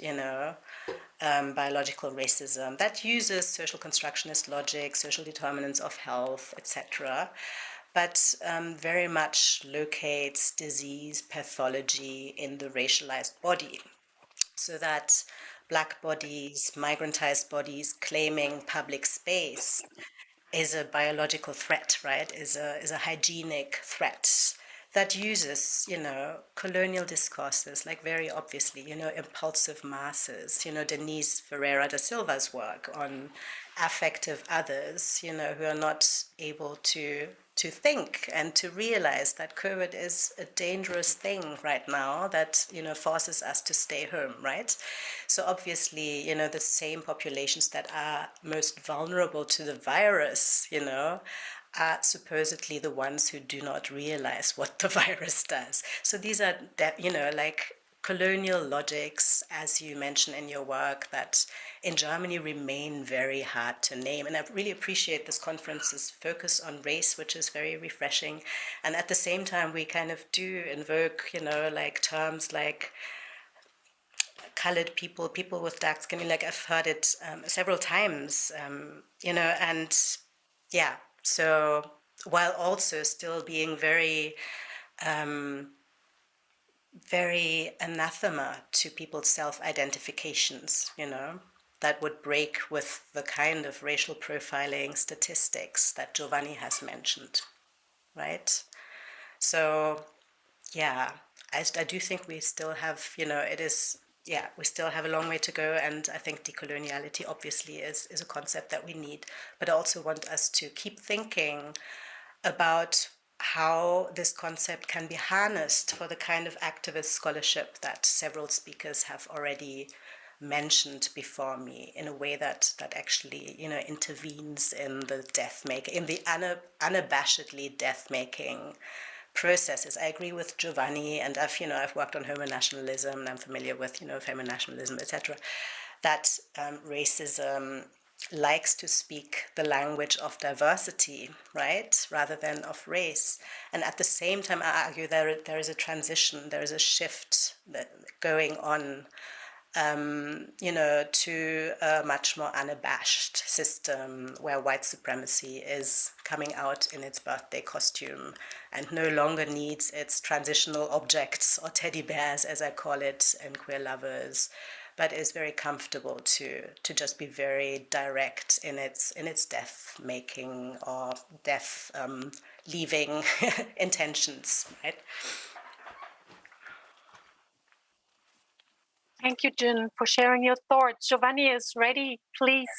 Yeah, just briefly, I would like to echo what Jean said about this unabashed turn of taking a voice and speaking truth to power, or speaking the language that we need to speak rather than dissimulating or covering up. I think there's a kind of specific vantage point of urban studies here, and it's reflected in the title of this conference, Conjunctures, which has Stuart Holian's echoes.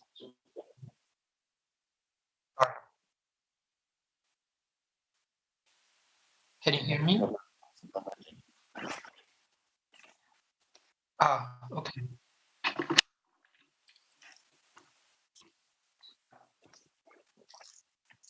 About and push it in. Yeah, can you hear me? Yeah, perfect. Can you hear me now? Yep. I'm yeah, sorry but about this. press the cable and there's still this interfering noise. I don't know much about. But now it's good. Now it's good. Okay. Yeah, don't move too much and speak. Okay, I'll keep the microphone here. Still not fully plugged in. Yes, now it's good. Yes. Okay. Yeah. So yeah, I'm sorry for that. The conjunctures. I find this a kind of resonating with what people working on cities do, because we work on specific settings, specific conjunctures, specific socialities. We try to theorize from them, but we still are anchored on specific social and material contexts. And that's, I think, a vantage point, because we can see first of all, we can see racism as racisms, as a plurality, and not only in that change across space, but also across time. And so we can see this kind of, and we can see from close up what Malik was talking about, the differences within the differences, as opposed to coming up with theories of super diversity or whatever. We can see what actually is in place, it's going on, what the operations are in everyday life, in that specific neighborhood, in that specific city planning, in that specific part of human life that takes place every day with routinary circumstances and so on. So I really like the conjunctural side of this conference, which I find very resonating with our work in cities and with city inhabitants. And the centrality of this for decoloniality in Europe, I think specifically, might be also found in in discovering innovative ways of detaching oneself, as Malik was saying, um,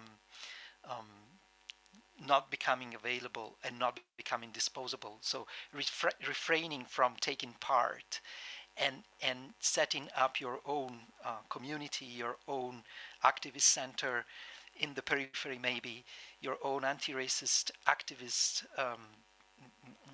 sociality loaded with care, solidarity, and logics that go beyond the imposing and dominant um, capitalist logic of city making today. Uh, our work, I think, is partly to discover these niches of decolonial resistance, and I find it what's worth the kind of the drive to continue doing this work and learning from Jean, Malik, and Noah a lot.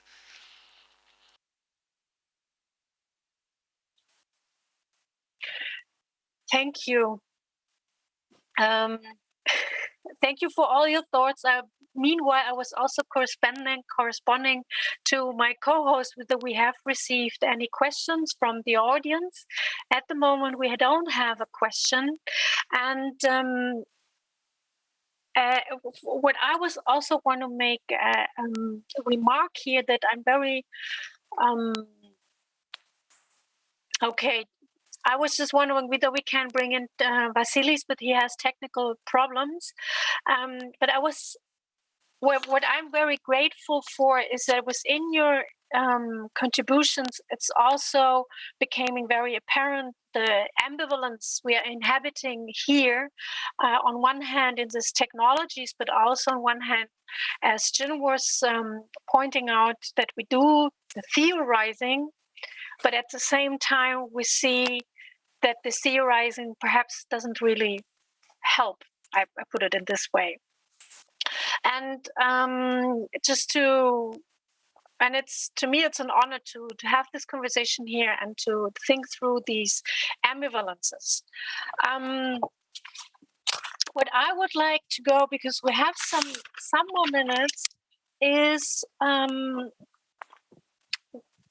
that Giovanni and Jin, Jin, you did already gave us our thought on the question I had on the colonial logics of the hygiene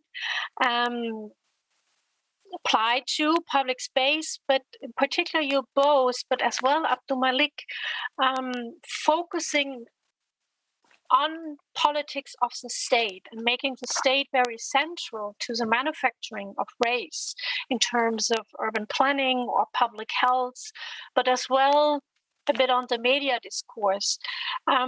So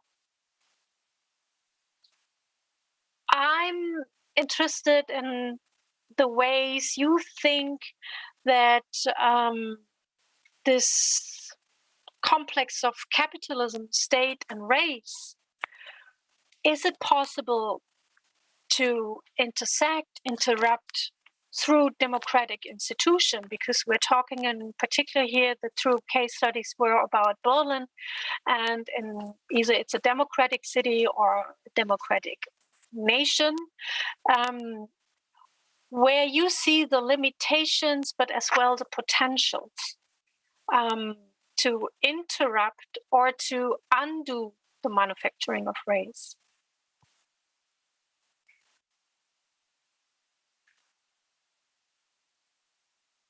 I give you a second to think a bit about my question, and then who wants to start with the first answer? I'm just throw in a name that Jean already mentioned, Eddie Bruce Jones' book and Eddie Bruce Jones' work in general documented to me in a very clear and illuminating way Black German activism since the 80s, the early 80s, in a way that it brings it to become very relevant today. Uri Jallo's case is just one in point, but I think Black European activism has been there for a long time. It's just not so many people have engaged with that, and not so many people have made it a kind of a theorizing force for what you are saying, Noah, for resisting racism within and beyond democratic games. And that's what just wanted to say.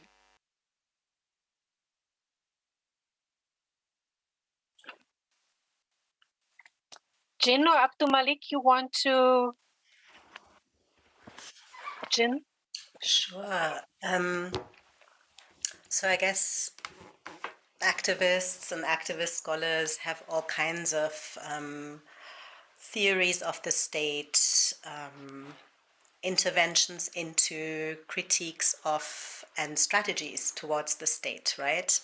So I guess both Abdul Malik and I have, located ourselves in an abolitionist framework, right? And the examples that I have talked to from activism in Berlin are very interesting because I think something is happening that hasn't necessarily happened before, or maybe has, but not in such a sustained and direct manner, right? In terms of, because often, especially in Germany and other kind of social democratic, I think Tobias talks to that, right?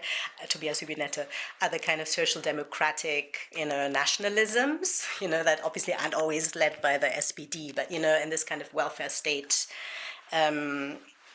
idea where social movements exist to improve the state, right? And obviously, like on the ground, all kinds of things happen. I'm just describing a dominant narrative here, and the state listens to us and then kind of improves and makes things better.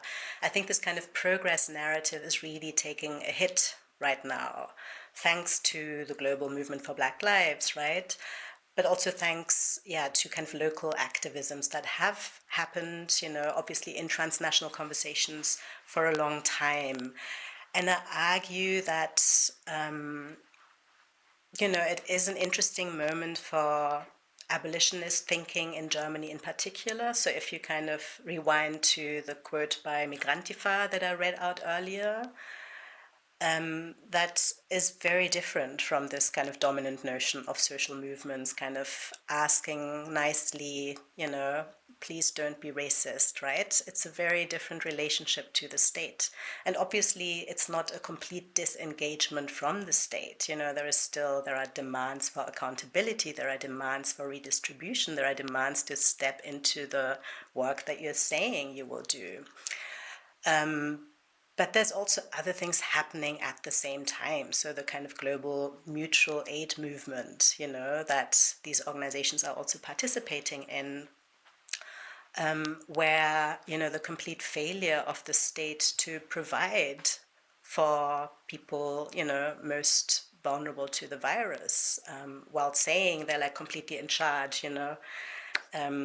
we need, state of emergency because we know what to do. I mean, it would be nice if they did actually, right? And if they had intervened to protect us, but they didn't, right? So you also see the growth of a mutual aid movement that is divesting from the state and offering services that the state is not providing. In the hopes of building alternatives also, and I guess especially in Germany where we're constantly, and other European contexts, and not just European, but worldwide, right, with the kind of constant threat, like every election, like you really don't know how it's going to end, right, for us. It is very wise to invest in alternatives, right? So this is what I think of, in response to your question, of interrupting the complex of capitalism, state racism, through democratic politics, however we might define that.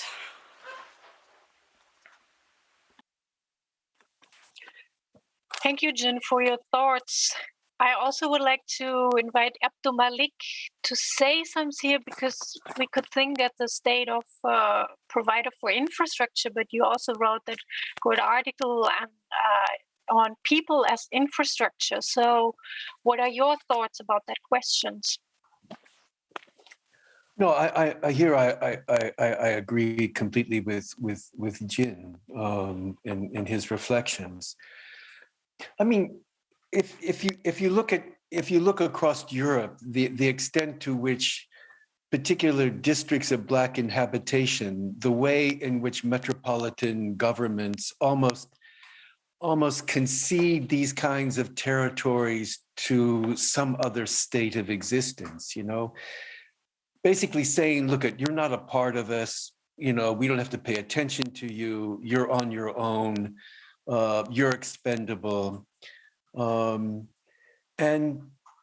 so what are the kinds of politics that are entailed by that kind of a situation? So you could operate through the modalities of new municipalism, where you do extensive grassroots organizing to demonstrate, to say, no, we're a part of that metropolitan system.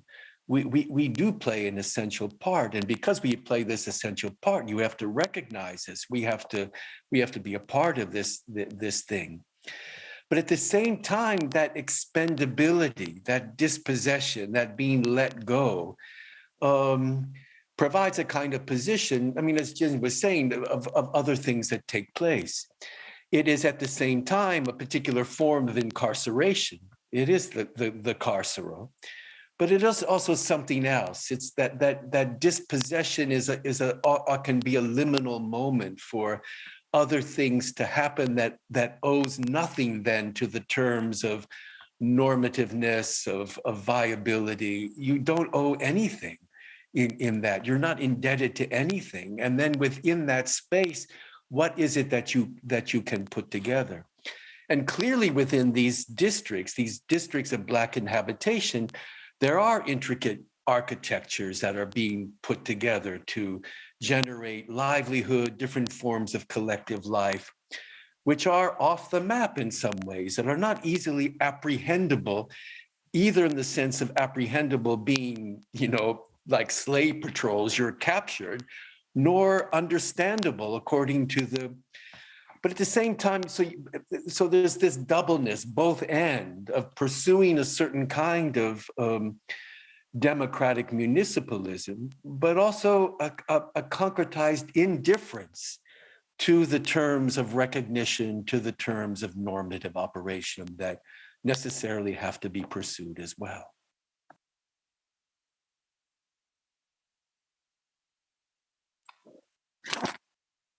Thank you, Abdul Malik, for your thoughts. I have to admit, I'm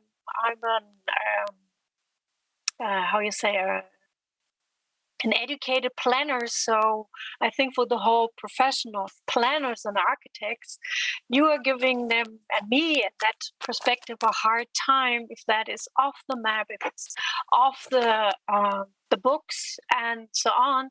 But I think this perspective also to what you said, you don't owe them anything, and to focus on that, not perceive myself or ourselves as being property on one hand, as you said, but also to owe anything. I think it's time to wrap up the first panel of today, because we are at the time to make a break until the next session will start. I think at 12 we will have a break of half an hour. Thank you all very much for all your insightful lectures, for the discussion with you, being here with us for today in the morning. It is a pity that we were not able to really sit together in one space, but I'm grateful that finally somehow we were able to sit together through virtual and technologies of internet and whatever. Thank you also to the translators out there who were translating into German. bear with us if we were talking too fast. Thank you also to the ones who were translating into sign language. My applause to you all. If you've been here with us today, I wish you all a good day and looking forward to seeing each other again. I'm very sure we will see each other again. It might be in Dresden. We will see, perhaps to another city, place, or somewhere. And have a good day. Are you really a planner, Noah? I'm an educated planner, yes. No, I keep being shocked as well. It revealed now, yeah. Landscape planning. I did study landscape planner. I wish there were more planners like you, Noah. Yeah, yeah.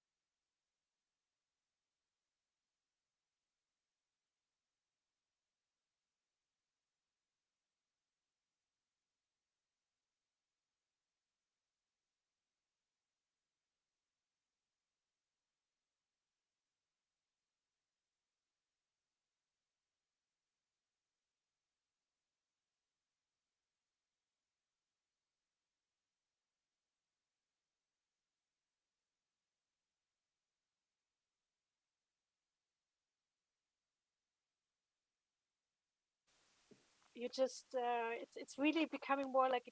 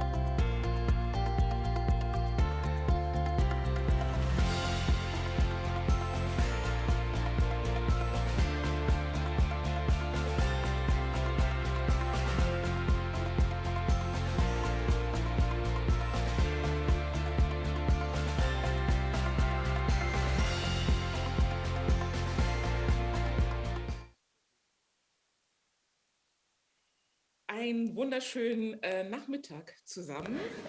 Great afternoon. I'm Makisha Aruma. I would like to present me.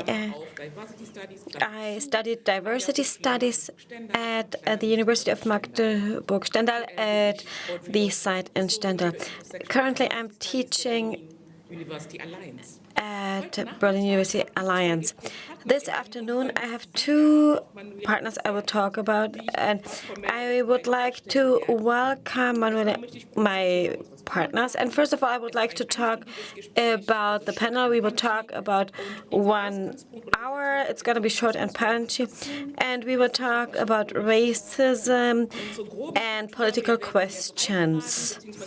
We will talk about 3 questions, and we will deal with the fact if there is a conjunction of racism and specific racism.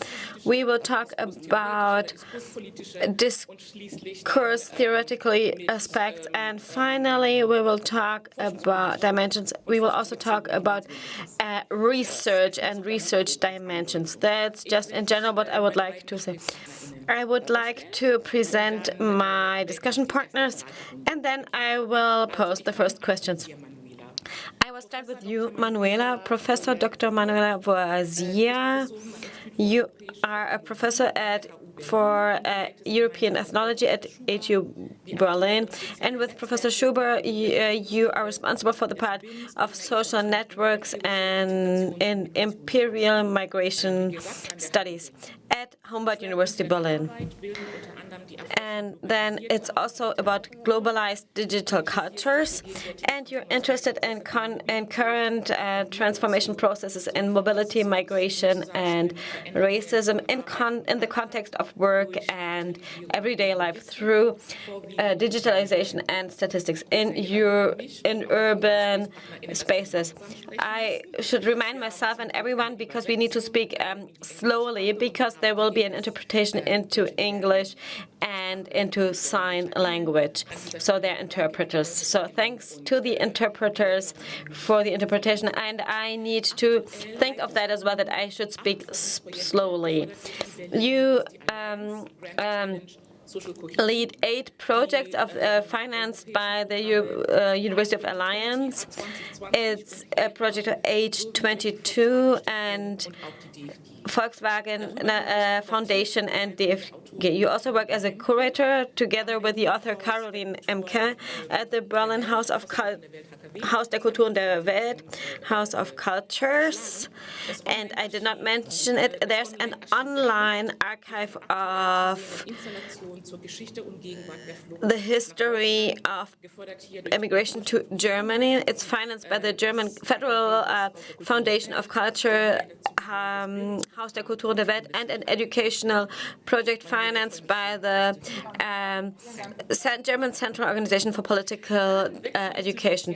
And then Serhat, you are a professor for migration and mobility studies. Migration and Mobility Studies an der Leuphana-Universität Hamburg. And in the past, you were responsible for the Department of Migration at DECIM. It's the German Institute for Migration and Integration Studies. I hope I mentioned it correctly. And you were responsible for the Department for Migration. You did your PhD in sociology, and you wrote your dissertation on illegal migration, and you dealt with the topic transit migration. And you have been co-curator of the exhibition in the Desert of Modernism, and you worked as a postdoc at Martin Luther University in Halle-Wittenberg and at HU Berlin and other universities. Currently, you focus your research on the engagement of refugees and the concept of solidarity and civil society in the society. In 2016, you have done a research on in a big organization focused on migration and social aspects. And now, now you have a project for the Heinrich Böll Stiftung and the Federal Ministry for Education. You lead projects on the topic of migration and trade unions. I'm sorry if some parts of your biography have been a bit manipulated, maybe. But my colleagues have a sense of humor, so they have understanding for that. So let's get to the questions. First of all, I'm very happy that Ms. Kashulu this morning summed up the first 2 days, and today we'll have a first. We kind of know what kind of orientation we have, and fresh off the press. She also quoted from the coalition agreement in the Federal Republic of Germany, and focusing on and we also hope there should be a de-demonization of migration, and that should also be possible on a political level, and that we reached a point there should be a systemic change, a fixing of the system. That's what I say cautiously, but that's what I also want to focus on. So first of all, the first question it's more about the conjunction of racism in the past years of the speak. So I would like to start you. So we talk about the situation in the end of November 2021. What do you think, if you look at your expertise as as researchers in the topic of racism or migration, however you define yourself? So how would you describe the current situation in society and politics? We realize that there is a racistic normalization in the society, in the new normality. And my question would be, are we currently in a conjunction of racism? Is there a peak of racism? Are there partly systems of racism? And I would just refer to the discussion of Noah, where Giovanni has been talked about about COVID racism as well. So the question is also, is there a context of COVID racism? Does it mean that there's a rise of racism, or how would you see that? And I would like to ask you to comment on that. Manuela, maybe you can start? No? So Gerhard can say something about that, about the economic situation.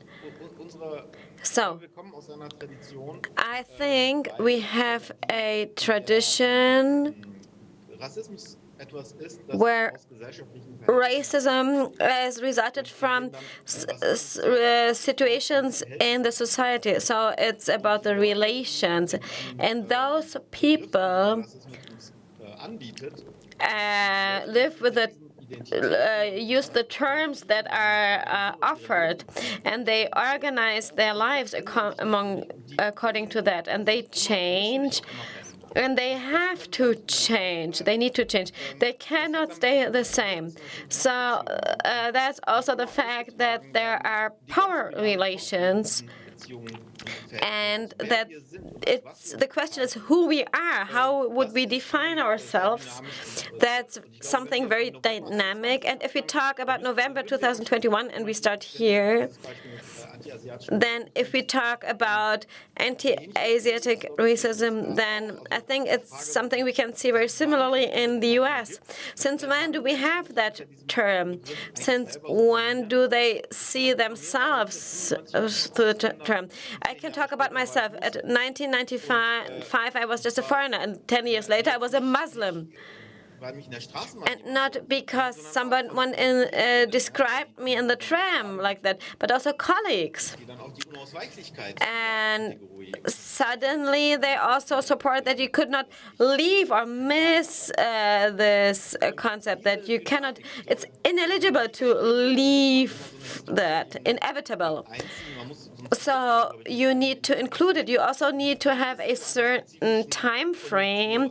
How can you reach change such an economy, how that there is no racism without certain peaks and lower phases. So it's a certain extreme of certain relations where other types are also involved. It's the north-south relations between different European countries, and also class relations that also play a vital role.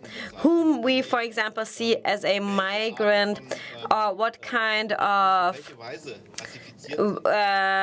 groups, how are they classified? For example, we talk about anti-Semitism.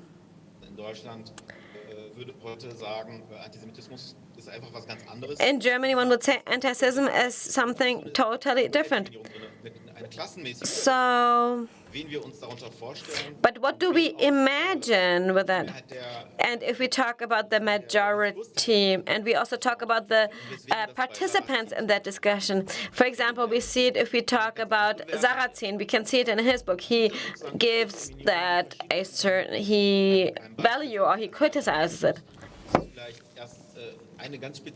So there is a specific economy that can be seen in society because people see a danger.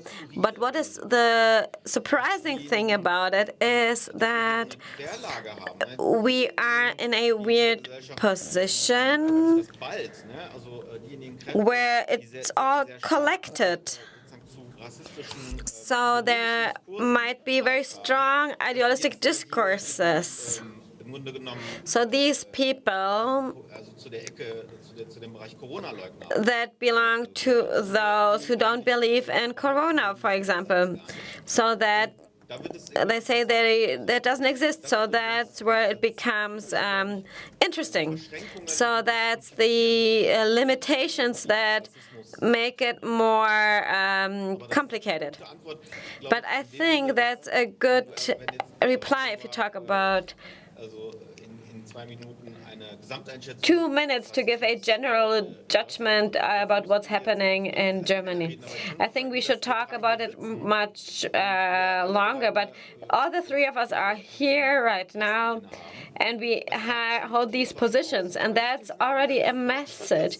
It doesn't only mean it's a positive development, but it's not just about what do you actually want. We are professors, and maybe 30 years ago or 40 years ago, this was something we couldn't even imagine. But that's also the topic of what we can say, because we can see that there is a change, that the types and forms, how this is articulated, also, by the way, how we deal with it. And that's maybe all from my side, and maybe now Manuela wants to say something. Thank you. Thank you for the nice presentation, and I'm glad that I'm here with the both of you. And exactly how Zed said it, we are also from the same school, but I think we have never talked to each other publicly all together, so that doesn't happen that often that we have this exchange. I think everything was very interesting. Unfortunately, I did not hear Jin's presentation, but Maisha, you asked me how I see that, and I think that's a very important aspect if we want to think about the current economy, and Serhat mentioned it. This economy is something that was in the past. There are some like Grossberg, Stuart Hall, and others who are active in British and American cultural studies, and they were active in the analysis of racism and also with an analysis in society and to bring that all together. So we do not only need a theory that is up to date and that's also linked to a certain diagnostics, and that's what we try all the time because we want to explain what we do. And that's what has been mentioned before. Racism historically changes, and there's a possibility of change, which is a phenomenon that is combined with a certain anxiety, because that can also be criticized. There's a lot of organization against that. There's also, as I said, there's a lot of criticism and analysis, and we come to the point what Paul Metzger said, as he described it as a normality of racism. And how is this created? And how can we say that in a positive and effective way we can do it? And hopefully also,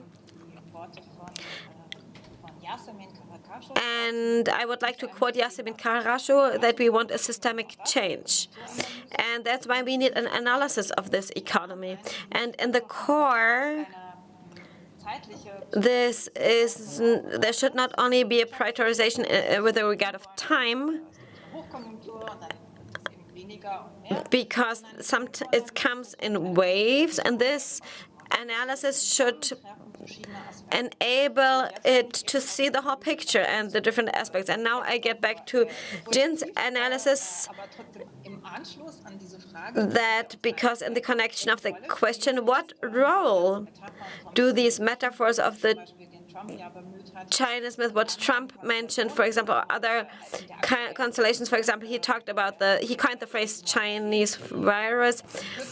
So how we also saw it, how that borders have been closed in Japan, or the UK is more afraid of Europe. Also, now we can see it today, up to date, the information about the closing borders towards Africa and South Africa.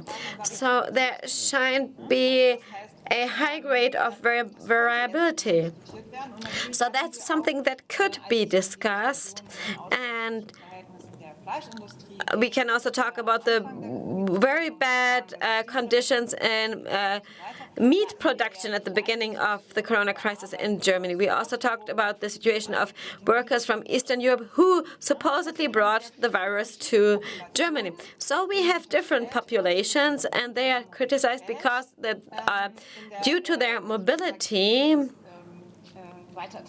they spread the virus. In fact, we live in a mobile and global world, and we need to understand that racism is very centralized and is very variable. It acts operably and reacts on different constellations, and is also co-producing it.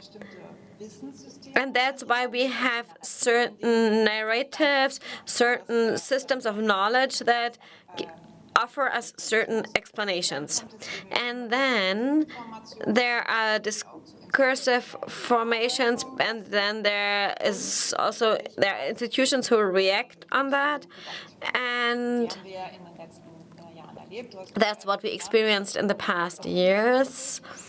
Now we are in 2021, and I would say, fine, that's interesting. It's interesting to look at the phase since 2015, because there are many analyses that we expect. So that includes also the discussion of the COVID-19 pandemic crisis and how certain racist ideologies played their role. If the Asian racism as a role, or also Eastern European migrants have been in the focus as well. And of course, refugees are on the focus. So in general, we talk about a mobile society that does not belong to one spot. We are cosmopolites that travel throughout the world. They are not part of this racist narrative. And then we also have the discourse on the refugee crisis, where it has been said repeatedly that this had been supported by right-wing extreme parties, that they coined the phrase of a crisis, that it has to be seen as a crisis, and it's not really an exception that refugees are coming. And then also there's another dimension of racism analysis that things are brought by refugees. So it's also this analysis. So we look at the terms. We talk about migrants and contra-migrants, and that needs to be turned around because we need to explain racism and not the reason why we are looking for. So that's one of the central findings we have. But we don't have that much time, but I can just mention it shortly. We talk about New Year's 2015, 2016, and we have of the events of the attacks in Halle and Hanau and the protests. So we have a conglomerate of nations, and where we can see racism and anti-racism, then that there are certain events in society, and following up to that, they discuss it, and that's why I would like to come with a general argument that when we analyze it, we have to ask our question how we get to the normalization of certain racist ways of explanation, and to what extent are they accepted. So that's why there are certain strategies for normalization. And Link tried to show that there are differences, that there might be different kinds of normalization discourses. He relates to the migration and analysis discourse, that there can be very authoritarian forms of normalization, that there are concrete values and subjects, and there's a more tolerant way. And both work in an integrative way because there's an existent and reproduced society, and racism plays a vital role here because there is a tolerance in relation to the discourse of migration and inacceptance of migration, because there might be tolerant and tolerable discourses, but also those who rejectable ones. So we can see that regarding certain historical events, it could be acceptable by a broad part of society that we don't want that the people don't want the people to come, and that has an integrative effect in relation to the whole society, and that's where racism plays a central role. Fine. That's a number of elements, and just as an example, I would like to share some observations. And finally, I would like to say that the means how thinking is being updated, and this is still a central question of the analysis of racism. So what kind of terms we use and in what ways there's a differentiation of this thinking of races. And that's what we need in the analysis, how it is, how racism is created. Yes, I think my head is full. I can imagine that people who watch us, they would like to be in a direct dialogue with you to ask further questions. But I'm in the lucky situation to sort out the thoughts and certain bullet points, and I will follow the conversation, and I would not like to keep too much to the three elements or dimensions. If you talk about the theories in society, in the discourse, etc., because you partly started to talk about it. I will just start with a few points. I will sort it a little. Serhat, I don't have any expectations towards you. If there's one thing, because as a stipend of a foundation expectation, which will I not mention. I don't have any expectations, so I will just see what's going to happen. I did not have any expectations. After having said that, I think it's very exciting to see where you link to.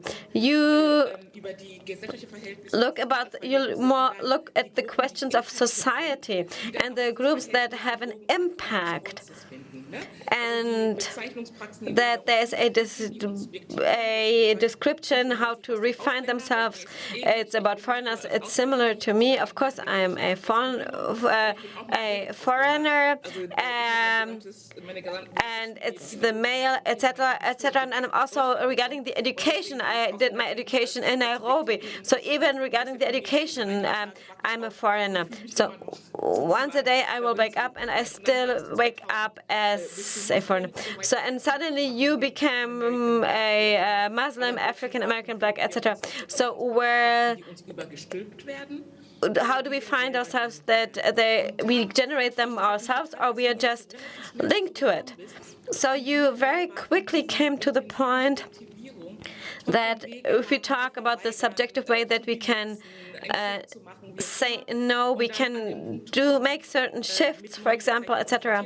And if we are confronted by new aspects, like, for example, COVID, racism, etc. So this term, this description comes up with different levels, and that's what Manuela also said. It's about the constellations in this economy, and that's liberal tendencies or other tendencies or conservative tendencies. So I just mentioned, I won't quote Tito Mussolini or others. So these terms, they use these terms in a dehumanized way, and that's also the goal. But it's a formal term that we can use to sort and define a certain phenomena. So something that we can see in this aspect of racism. But we can relate to Tintin, Asterix, and other comics, to see how they are produced, just to link to that. Having said that, I think it's fascinating that you see this self-acting, and then there's a point that you made a full stop. If it's about the linkage with corona denial and conspiracy theories, how these things based on certain constellations, this can be seen very visualized. And for example, they use the term Kennex that's used in youth language. I use another term but Kennex is something that young people can relate with it. I'm not an educator. My nephew is 18 and lives in Edinburgh, so I cannot judge about that. I thought it's interesting to see that there are challenges of diversity, that we have to walk around Berlin, demonstrate with people that are, and we can see people with spiritual methods, but they don't want to be vaccinated, and then they meet together with racists, and then there are connects who believe in conspiracy. I'll move on to my question briefly.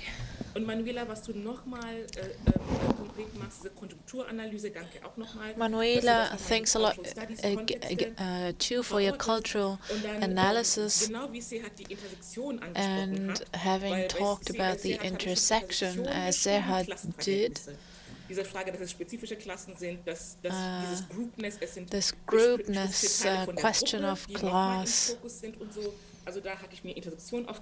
intersection.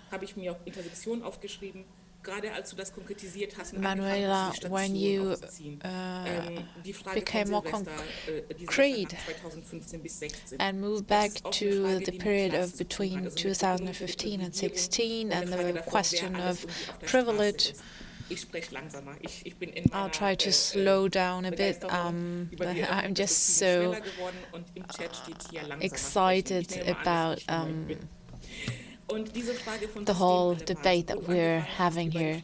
And then the second question that you mentioned, Lies, about visibility in care work and European workers, the position of refugees, and the demonization of a certain type of mobility which is not accessible to certain groups of society, but utilized as a tool for demonization by certain parts of policymakers. So having tried to pick up on those lines of conversation, I'd like to approach again to the question of a more targeted space of a public negotiation and discourse.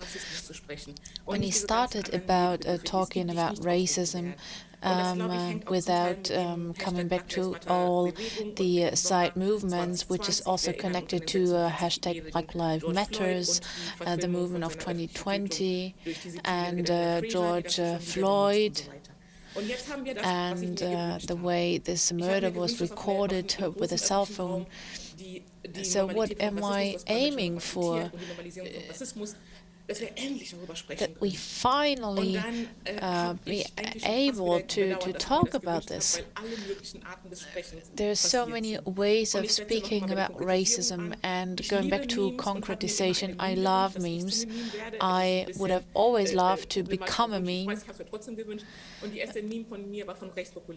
And the first meme of mine was produced by right-wing populist, and I was accused, as I mentioned, that we have a racialized labor market and many institutions trying to be diverse and being a white supremacist institution during the day and trying to live diversity in the evening. So what I'm trying to say here is, when we aim for negotiations in a public space where we enable racism discourse, and based on your current work and expertise, I'd like to hear an evaluation. Who would like to start? Manuela, would you like to get started first, or? Yes, just very briefly. As you mentioned, a whole range of different points, and I'll just pick up two. Speaking about racism,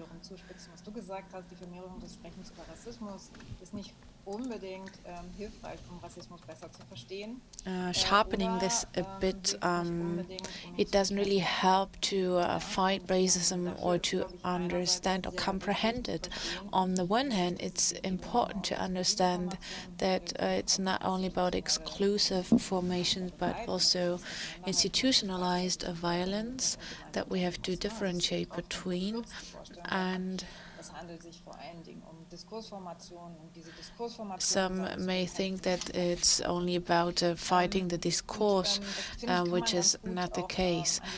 And you can see this when you have a look at the debate of anti-Asian racism. If we only understand it as a way of how people are facing hostility or attacked on the street, I think it doesn't go far enough. What we need here is a way in which we ask ourselves how mobility is generalized. We see this nowadays, where it's said there's a new virus variation, and all of a sudden certain measures are taken restricting mobility, which I don't think it's not important when we're trying to analyze racism, because at the same time we have the phenomenon within this range that you explained in terms of exploitation and working relationships. On the one hand, we have a discourse which is recifying in towards different directions. Then we see how mobility is increasingly generalized, and which is according to the logics of vaccinated and unvaccinated, healthy and unhealthy.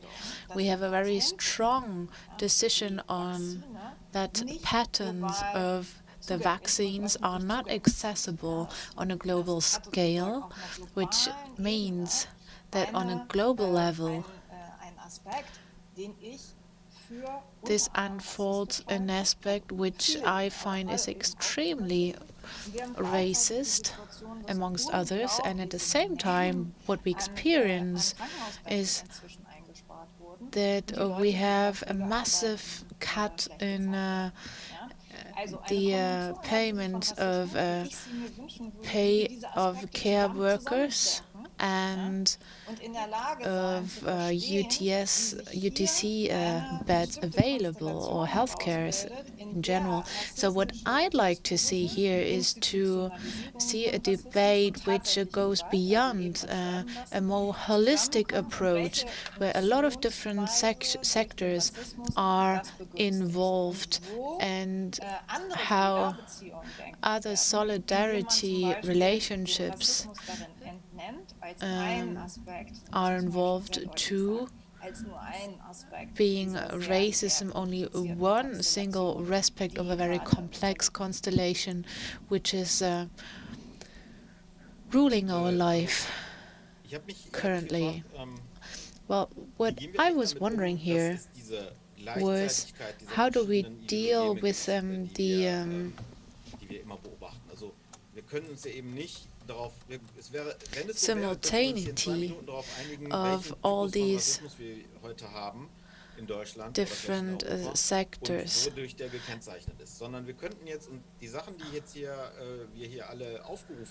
All the fields that were mentioned, what they show is something which might be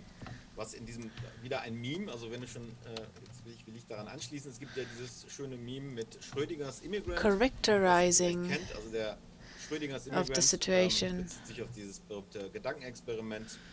You may have heard of a thought experiment by adding Schrödinger, saying that the cat is both alive and dead until you open the box. And Schröder's immigrant meme says that immigrant is at the same time stealing your job and chilling out on your social hammock, to put it in those words. And you may say, well, it doesn't make sense, but what we see is that quantum mechanics is in contradiction with what Schrödinger says, and we see this on many different levels. You may imagine society being an object or an individual. Saying one thing at one time, another thing at the other time. But what we see here are many different actors unfolding their approaches involved in many different institutions and acting by proposing different projects, strategies, reinforcing certain dynamics. So it doesn't really make sense to just pick out one and then thinking this is society or this is racism. So if you see the simultaneity, you have to ask yourself, what are the types of discourse that we're currently facing? You said a discourse is something different than a text or an order of a word manifested in a law, let's say.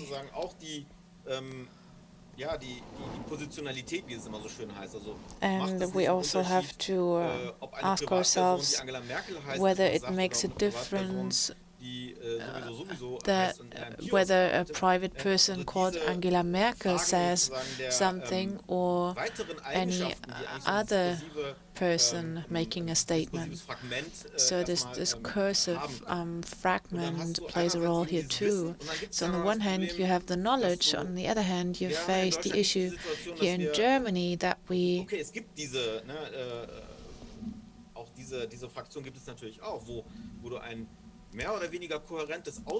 have quite a coherent ideological construct, such as in a national socialism,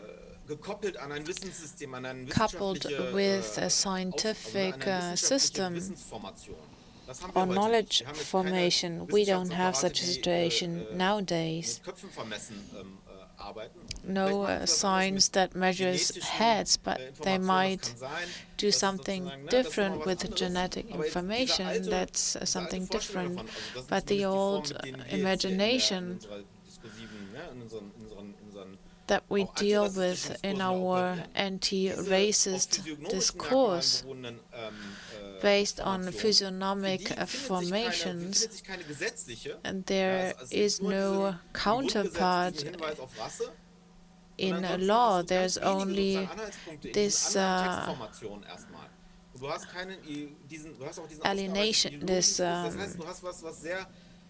reference to race in our constitution.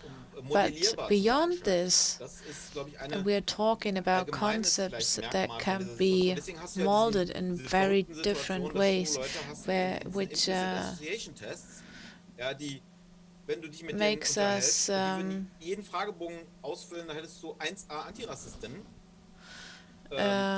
face people who might fill out questionnaires that would be the perfect anti-racist, and then they do an implicit association test, and it comes out that blackness is always associated with crime. So culture, association, in consciousness or in conscience, forms of knowledge with different degrees of severity, makes it so complicated to just pick out one single part of it and think it can be generalized. So I'd be very cautious here, and we have to make sure that also in the research we have more cautious discussion on how to have our discourse. What's the difference between a text of law, scientific knowledge, conscience? So without having set these things clear, it's difficult to comprehend each other's ideas and to develop an appropriate criticism on racism. Thank you. Short time keeping note. We have around about 17 minutes left. So as much as I'd love to dig in further into your discussions, I'd like to ask ourselves, what does this mean for racist research, and in terms of conjunctures, have we ever had a racism research here in Germany? Manuela, you gave some ideas on which implications this may have for research, and which something I found very interesting were the mobility checks related to racism, and then having a look at this evolution. That would be interesting to have a closer look at this and the relationship of different racisms, racial profiling as checks of mobility, and then this B1576, no idea which variation has just come up in the media, knowing that not all of the variations are actually managed or discovered or shown in the media. So I found it very interesting to think these things together. That I found it very interesting to differentiate here, thinking about different political tools and not only the overlapping ideologies, but also knowing which are the fragments of the discourse, what does a regime stand for, the effect of power, and the complex and ambivalent, contradictory effects of those deniers of corona. I still remember them passing my balcony, and they played Jerusalem, and I had already started dancing on my balcony until I found out that I was actually dancing to the beat of corona deniers. So just very briefly, Kimberly Purchase speaks about race projects and specific peculiarities in the German-speaking region, and that we were only able to have a broad social discourse on this after 2020. And have we ever had any research on racism, or what's the current situation? Who should reply? Sead, you can start. Okay, Fine. I think, and that's the beauty of it, that we are not dependent on the federal cabinet, that they asked us to talk about racism, that we did not wait for it, luckily. But in Germany, there have been people for decades that led this discourse. They translated texts, they organized conferences, they tried to adapt it to the situation here, and they did a lot of important work in the past 40 years. But maybe we should also express the other truth, which is that those people who did it, and we are part of it, that we did not do it with the full credential or the support of the institution or of the academic world, but we are not in the center of it, and we did not get the support and also financial support that we get now. And I'm not sure we will still have these resources in the upcoming 10 years. That's a challenge we need to face, and that's what's important, what we observe. And that's a topic I deal with. How can we make it that we have these theoretic models that are quite complicated, and we discussed about them in the past in theory, like institutional racism, like systemic racism, and others. Or maybe just think of a text written by Stuart Hall. He used or coined terms like overdetermination. And how can you use it in empiric research? What kind of set of methods we would need that should be operationalized too, and we would need the time and the means to do something with that. But those people who have certain concepts and methods in other areas and related areas, that's something that's coming from psychology and economics, where we talk about the research of discrimination or prejudice, and they use these methods to do research in racism, but the result actually is research in discrimination and not how we understand that. It's not that I think it's good that also people who dealt with different topics now concentrate on the same subject. So it's good that there's a broader interest for that. But we can see that we need to be in a dialogue with these people and to talk about the critical theory of racism, what it could add up. It's something that we cannot only measure with the methods by Jamal, for example, and that this is maybe something a little different, and that has been maybe already said. Maybe somebody doesn't get that job, somebody doesn't get the job that he should get. But maybe we should ask ourselves why the other apartments we can't afford, or we don't get certain jobs, or why do they have other professions where you only make €5 per hour. So so there should be information on racism, racist ideologies, and the relations. And circumstances. So actually, everyone should have the same right to at least get a job for 5 years, or to have an apartment that can be affordable. So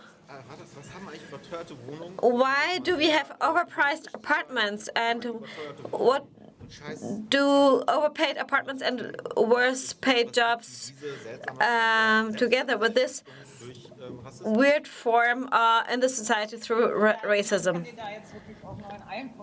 I can only agree with everything you just said. I think that's a very clear observation, and that is also part of the of research in discrimination. And that's also how it has been understood in a reduced way.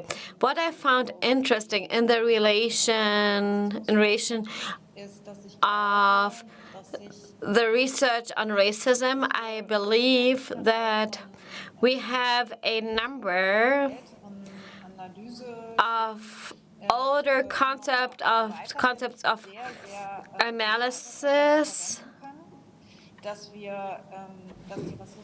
that the topic of racism, of the research of racism, there might be old and new. So there should be an analysis of this research, and that would show us what kind of phases of racism or the research should be, and also in their changeability in its history. And then it can also be understood understand what we deal with. So we also need a historical understanding. So that's what the research we developed can also be seen here and elsewhere, and it can be helpful.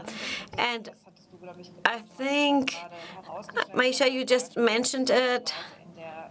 If we talk about the examples of the current pandemic, and if we did research here on racism, and if we look at the geopolitical constellation of racism, I think this is something really interesting. So the Chinese point, or if we talk about the Chinese role, that's just it's not such as vital. So we can see some changes. So what can be discussed? And there might be also that we deal with the topic of a multilateral thing. So there are also people of the global south. There's a competition between Europe, the US and China that plays a vital role, that has a certain narrative, and that can also be seen in a certain context. I think that it's very interesting, and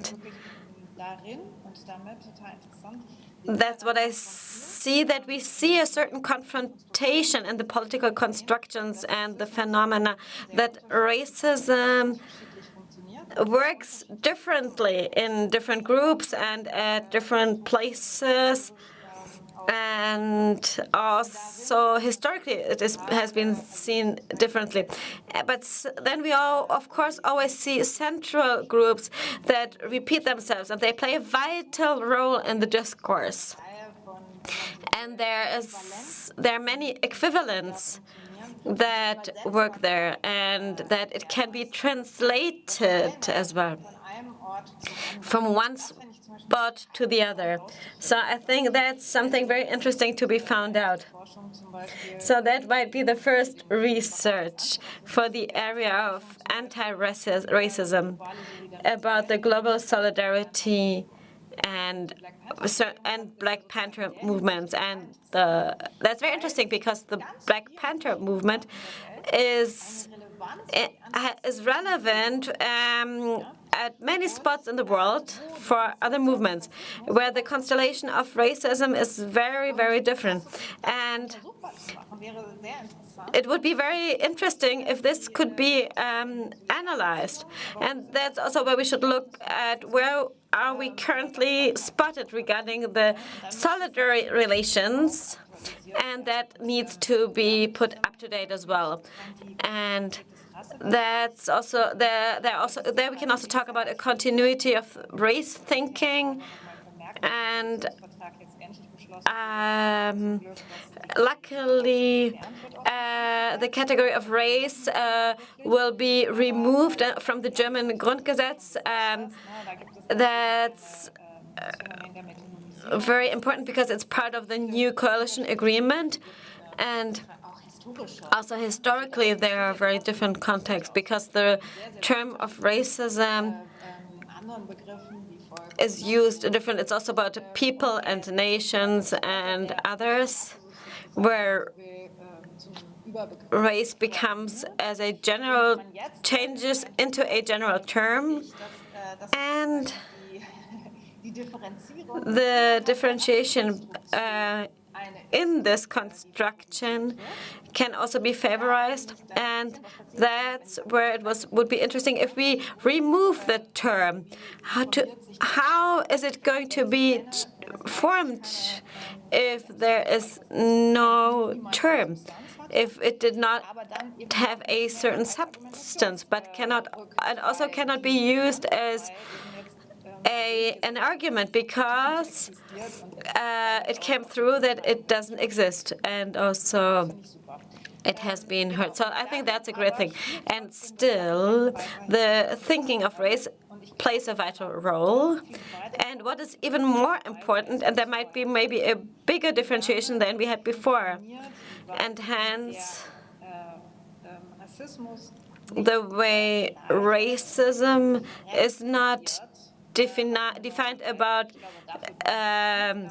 something being the same, but different. So that's, I think, where we need the discussion. Wow. Now, it's my task to come to a final statement in 1 minute, which is undoable, I think. I think I could relate to so many things. Thank you very, very much for all these ideas and precise impulses. So I thought it was very strong to say that the research of racism that also comes from develops from the psychology of economy as well. So you said that we should be in a dialogue. So partly I would say everyone is working on racism, of course. So everything is coined at that phrase. But I think there should be I thought it's very good that you mentioned that there should be a dialogue. We should be in a dialogue. So it's not just about prejudice or anti-discrimination research. So that was very interesting. That's just something I wanted to say. So I also thought it's very interesting to talk about or to think about the methods and and to be involved. And we also talk about the scientific research and what we think about and talk about and that the people should also find a link to it.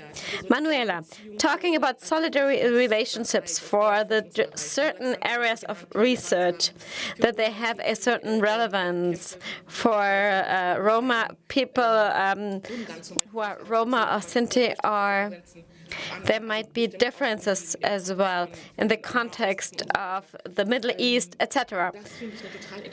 So I think that's a very interesting idea and a very precise idea that you brought on the way, and I could discuss for hours with you. I'm happy for the people who sit at home or somewhere and they see you on the monitors, and I'm sure they would have loved to discuss with you. I was a bit lucky to get to the profile. I was a bit surprised. I was talking very quickly. Again, sorry for to the interpreters, for all the interpreters, also for the sign interpreters. Thank you to all of you. And we get back to the main moderation. Thank you for you. Thank you for the moderations. Thank you to the interpreters and to all possible languages. Now back to the live stream.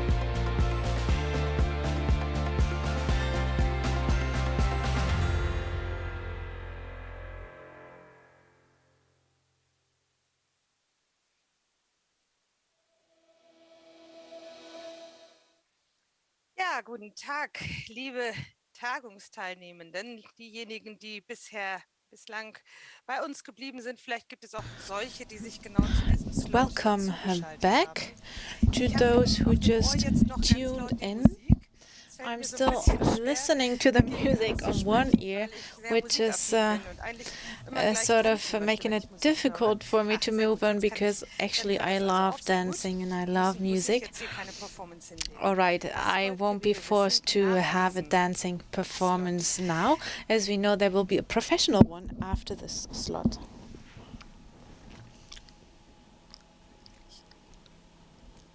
Ich höre mich jetzt gerade. I am hearing All myself. das, was ich gerade gesagt habe, höre ich jetzt. Everything I say is what I'm hearing I'm hearing my own echo. Ah, Entschuldigung, das ist Sorry. Moment. So, das war tatsächlich mein Problem. Sorry, Sehr that gut. was my Also, issue here. ja, den ersten Teil meiner Begrüßung haben Sie alle schon Alright gehört. then, Ich habe ihn mir you've selber gerade auch already nochmal angehört, weil ich den heard YouTube-Kanal the first sozusagen part parallel of anhatte, was natürlich völlig my deutlich macht, wie wenig vertraut ich mit der Gesamttechnik bin. Nichtsdestotrotz. Also, wir sind jetzt hier im letzten Panel oder besser gesagt im letzten Slot We des are heutigen now Tages. moving on to Und the es last geht im slot Grunde of genommen sehr gut today, anschließend an das, was wir eben gehört haben. Eben ging es um which is Fragen von picking up what we just Rassismusforschung heard, the und question was of folgt sozusagen aus den racism Diskussionen, die wir research im Rahmen and dieser what Tagung conclusions can be miteinander drawn geteilt haben, die sich from ergeben haben aus den this einzelnen Panels für eine Rassismusforschung mit for Bezug auf a insbesondere research Deutschland. Und da wurden tatsächlich zum in Schluss sogar Germany, einige sehr and konkrete in Ideen the genannt. end we Wir sind jetzt da, wo wir uns named a few fragen, very was concrete folgt ideas, and now eigentlich für die we are politische asking Bildung ourselves aus dieser which Tagung. Und conclusion wir can haben be drawn eingeladen, by wir haben this angefangen for sozusagen mit dem political Grußwort education, von and we Thomas started Krüger with a zur welcome politischen Bildung und wir a enden jetzt hier note, and mit we einem will Blick auf die conclude politische Bildung. Und with a eingeladen haben wir reflection hier on Anja political Besant education, und and we Karima invited Ben Anja Brahim. Besan Paul and und ich werden gleich in ein Gespräch Miss mit den beiden Ben einsteigen. Brahim. We Wir haben will sie eingeladen, mit uns Karima gemeinsam die Ben gesamte Brahim. Veranstaltung anzuschauen, anzuhören We und invited dann them to zum watch Ende, the zum Schluss whole jetzt event ihre Eindrücke and über to die then share Tagungsinhalte, their über das, was für sie reflections daraus folgt, mit on uns the zu teilen contents of this und conference vielleicht überraschende with Aspekte oder us, and Highlights, aber maybe insbesondere some die Frage, surprising aspects, wie but lässt sich also das the eigentlich fundamental auch question übertragen on how oder nutzen für this politische can Bildung be transferred zu or bewegen. used Ich würde jetzt gerne zunächst einmal to Anja shape Besant vorstellen political und education. das haben Paul und I'd ich uns now like aufgeteilt. Er wird to Karima present Ben Brahim vorstellen Anja und dann Besan, gehen wir and in die Paul Diskussion will und steigen present in die Karima Diskussion. Ben Brahim. Ja, Anja Besant Anja Besant ist seit 2009 Inhaberin der Since Professur für 2009, Didaktik der she's a politischen Bildung professor an for der Didactics and Political Technischen Education at the Universität Technical Dresden und University seit Oktober Dresden, and 2000 since auch October Direktorin, 2000, she Gründungsdirektorin des is a der John Dewey Forschungsstelle für foundation die Didaktik der Demokratie, director kurz JODID. of the JODID Foundation, Die JODID wird von den Mitarbeiterinnen das bezeichnet, habe ich as gehört. the Und, employees dadurch bekommt es irgendwie call it. so was Persönliches. Ja, das ist sie hat gerade im Oktober In October, diese Stelle, die Judith, ihren ersten Geburtstag sozusagen gefeiert und auf der Webpage kann man sehen, dass das auch ordentlich gefeiert worden ist. celebrated Und the first mit was für anniversary of her auch organization. künstlerischen, As we saw on the website, they had vermittlungsorientierten a Stilmitteln great gearbeitet wird festivity an der John Dewey Forschungsstelle. at the John Nochmal Dewey zurück zu Anja Besant. Sie Science hat ihre Forschungs- und organization. Anja Arbeitsschwerpunkte im Besan Bereich der focuses schulischen und on außerschulischen politischen Bildung school und and richtet sich dabei non-school insbesondere auf die Frage, education, wie politische Bildung für alle Menschen working on anschlussfähig how und political produktiv werden education kann, wie can sie be wie sich transformed in into something Bildungsprozessen productive for Zuschreibungen everyone. verhindern lassen. War auch ja schon Thema im Rahmen dieser Veranstaltung. Welche Räume bilden sich oder lassen sich öffnen? Which Welche spaces Räume eignen sich für can ein so be verstandenes, suitable inklusives for such Bildungsverständnis für an Bildungsprozesse, inclusive die so format of inklusiv education ausgerichtet avoiding Das ist zu attributions. Anja Besant sicherlich noch So viel far mehr zu from sagen, aber Anja wir haben es jetzt Besant, you could ein bisschen say kurz much gefasst, weil wir auch more, nur eine but Stunde we Zeit try haben für to unser Gespräch. cut it Ich darf short aber as we zusätzlich only noch have sagen, 1 hour dass wir left for the Anja Besant discussion. gewinnen konnten Maybe to für eine add, Zusammenarbeit, we die noch über were die able Tagung hinausgehen to soll, nämlich tatsächlich start a Bildungsmaterialien cooperation zu that goes generieren mit uns beyond gemeinsam oder unter unserer generating Beteiligung, wenn ich das mal ein and bisschen bescheidener sagen producing darf, school für die politische material Bildung. for Ja, political darauf freuen wir uns education, und but what jetzt gebe we ich are erstmal very weiter an much Paul. looking forward to, and I'll hand Vielen over Dank. to Ich freue mich Paul. auch sehr Thank you. I'm auf dieses also abschließende very Gespräch much mit looking Anja forward to Besant this und final Karima Ben discussion with Brahim, Kanya gemeinsam Beland mit and Karima Yasemin. Ben Freue mich sehr Brahim, together with und Yasemin. darf kurz Karima vorstellen. I'll Karima Ben Brahim present ist Karima Ben Brahim. Erziehungswissenschaftlerin She's und ausgebildete Konfliktmediatorin und ist eine Kollegin, die seit she Jahren, was Jahrzehnten, educated in glaube ich, alle in das Alter, wo educational wir science. She's an educationalist, educational science expert, seit Jahrzehnten and also als was Bildungsarbeiterin, trained as a Bildungsreferentin mediator tätig ist, mit and Bezug as auf a Fragen der auch politischen Bildung in der Migrationsgesellschaft mit einem starken Akzent auf referent for rassismuskritische education, Bildung, also in mit terms of einem migration starken and racism Interesse an der criticism, Ermöglichung very von interested in empowernden enabling, Bildungsräumen.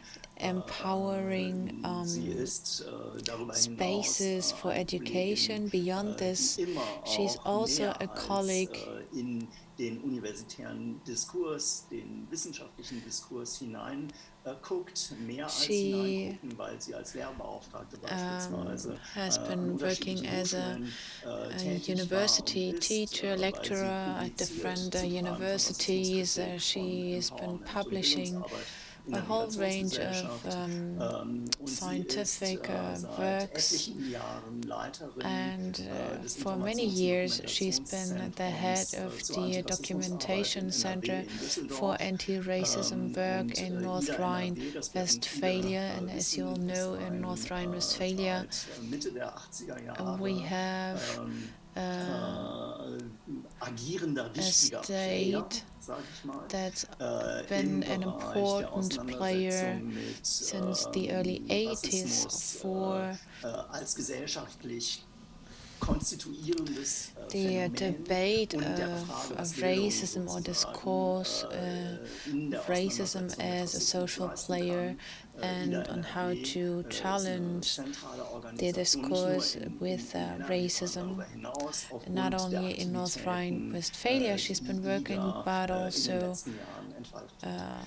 Wir freuen uns sehr, beyond that. We are very dass delighted du, Karima, du, Anja, da seid und that diesen you are sehr, here sehr anspruchsvollen today, Job übernommen habt, die Tagung zu begleiten, Karina zu and beobachten, Anya, euch and anregen that zu you lassen, ja, in diesen got ja sinnlich inspired doch by eher this anregungsarmen Medium, ja, aber intellektuell hoffentlich anregungsreich conference, despite of the Format, challenging und haben format euch here gebeten, being das this zu tun, vielleicht das virtual format als kurze of the Rahmung, conference. weil Thank you das ist von for Anfang an ja deutlich observing geworden our und thematisiert meeting. worden auch. Nicht nur diese Tagung, sondern Not auch only in this unserer Perspektive die conference, Auseinandersetzung but mit also the rassistischen discourse Verhältnissen with daran tut, racial Multiperspektivität ernst zu nehmen.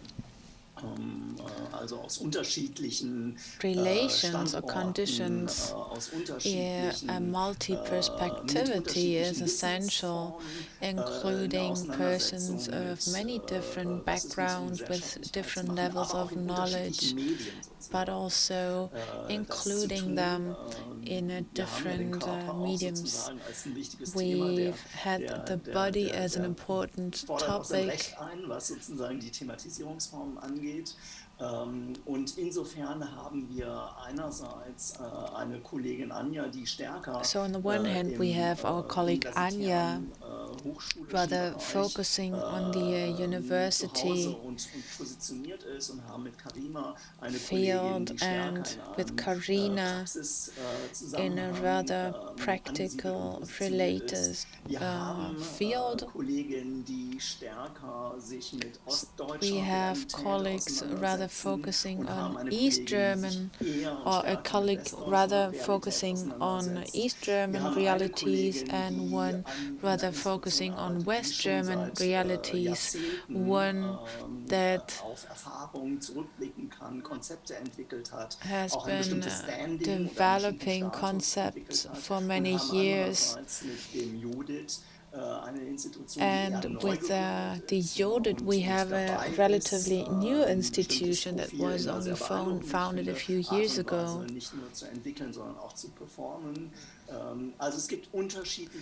So we have very different perspectives that we included in our panel, and at the same time,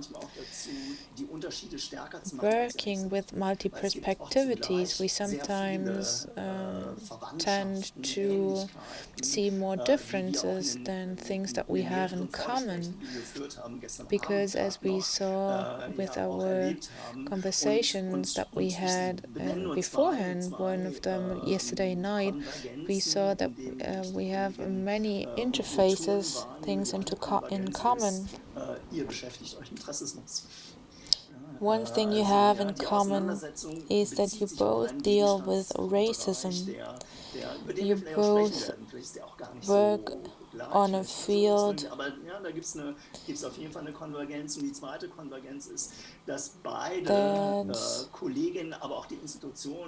that is very similar. At the same time, we are very much interested in transferring scientific knowledge into knowledge that can be used in education, in universities, schools, but also the other way around. So we have a lot of convergences. So we are very much looking forward to our talk now, and thanks a lot for being here today. So let's get started right away. Karina, maybe you could highlight one point that for you as active participant of the event had a special meaning for you in terms of political education. First of all, thank you to this very friendly greeting and introduction, and thank you to all who are doing simultaneous interpreting, the interpreters, because we talk about inclusivity. It's not always done. That's what I honored a lot and respected, that it supports transnational cooperation and different perspectives. So thank you to the interpreters.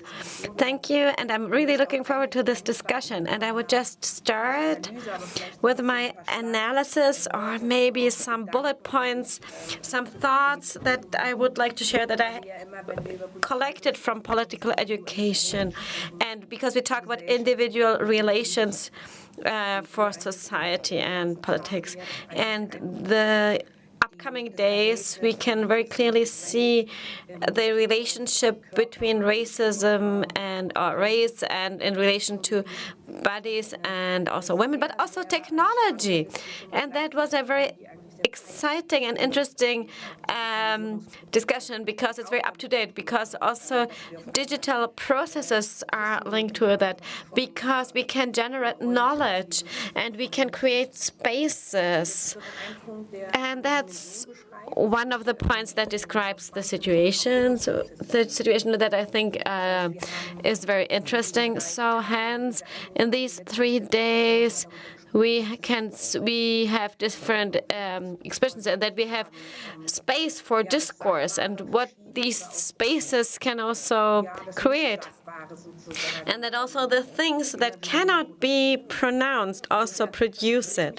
So hence, I would also, in relation to political education, I would also like to concentrate more how we initiate political migration. What does knowledge actually mean in this context? If I talk about context, I talk about knowledge, experience knowledge. And that's one of the most exciting topics if it's about the relationship to the body. So that raises the question, how, if we see in the body, we talk about racism and mobility, about what border situations, and also in the transformation, what we know, what we can transmit through education and political education. And in political education, we don't relate a lot to body. There are just a few points and also spaces of experience that can be related to the body. And there is a certain European point of view and not to relate to the body. So in other national or transnational contexts, we don't see that. It's much more body work and the relationship of the body and the soul than we have it in the German context. And that's an issue. It's a challenge. It's a challenge that we see in the educational concept that is happening outside of school, because it's how we work with the body. It's about possibilities to get away from cognitive transfer of knowledge, because we talk about different ways. And hence, here, I can relate to 3 points, and that's knowledge, the production of knowledge. How does knowledge actually happen, and what kind of knowledge is acknowledged? That's a central point in the analysis of the past 3 days, what we've heard. I think that's something that has been mentioned in the first day, that, for example, often knowledge is not linked to the experience one makes. It's being made invisible. But we actually have knowledge in our body. We contain it. And it's transgenerational knowledge that we lose if we talk about migration. This year we celebrate 60 years of the so-called, paraphrase it, agreement of guest workers who came to Germany. I think, and there's no history. I think there's one museum in North Rhine-Westphalia, Museum of Migration, that has been created. And it shows that there has to be some kind of memory work, so that it expects that there should be a transfer of knowledge. So that means that our body also is linked to transnational times or colonial times. So migration also shifts the explanation of colonization. So if we talk about migration policies, but also in the context of colonial experiences that have been spread further through migrated people who maybe do not have a knowledge. That's very narrowed, but I would also like to return to the topic of space. Space is central for political education, and I think that's something that is not being mentioned, but it might become relevant if we talk about racism, if we talk about discourses that we spread, but also about tendencies. And I find it difficult to talk about it, but it's about the capability that we have knowledge, and there is to combine it with historical and educational background, and that's a central point in the context of political education, and to see themselves in the political context. And it's all always related to context. So if we talk about spaces, it's also that via different spaces, so there might be regional differences, so it might be east and west, but it also might be south and north. And also in the context of the global context, it's about national and transnational spaces. And that's a central point. And then we also talk about the topics of the borders of doable aspects. So if we talk about George Floyd, for example, that's maybe a topic in the U.S. So just to show it. So even there, it's about technology, about digitalization, but also about the discourse. It became possible that there are certain racisms that happen at certain spots and to realize them. So that's a new form, and that's something that gets worse that we don't do. And that's also we have to, and it's something that is not possible anymore. I'm not sure how much space there's left. I think Anja also wants to comment on that. Exactly. Because it's not about to have, we don't want to hear lectures, but we want to have a conversation, a discussion. So maybe I would ask Anja, pose the same question, but maybe you can also react to what Karima said. So, Anja, thank you. Although we have been very perfectly presented, I would shortly talk about the current status because I am in Dresden, like the conference, so we are all in Dresden. But I'm really in Dresden, and I'm always here. And hence, I'm in a room and space where where certain things are really freely expressed, and they're expressed as normal. But what I'm not, although I'm being addressed, I'm not a researcher regarding racism, so it's not the central point I deal with. But I can see it. So hence, in the classical political education and the didactics of politics, I'm being invited by, I'm a voice, or I always expressed myself, but also because others did not express themselves. But it's not because I have this expertise, but I have to say in the past 3 years I've learned a lot.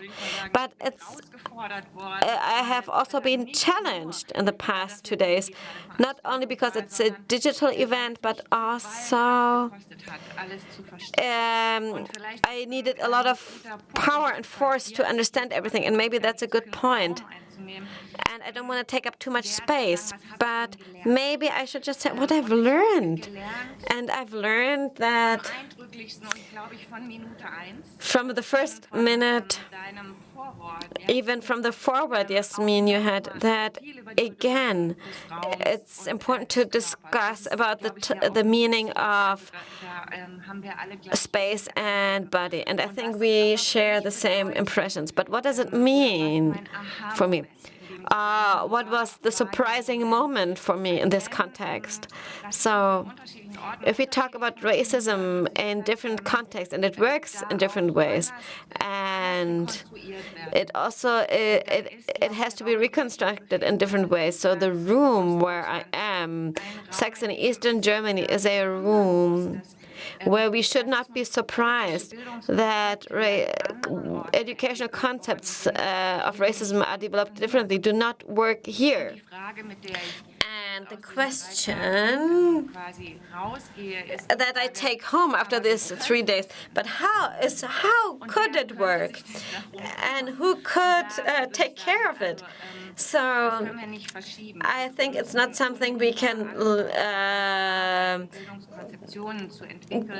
decide to do it later, but we need to work right now. And it has something that has to work and also here in different spaces. But what's part of it? And the first question, that's a trivial question.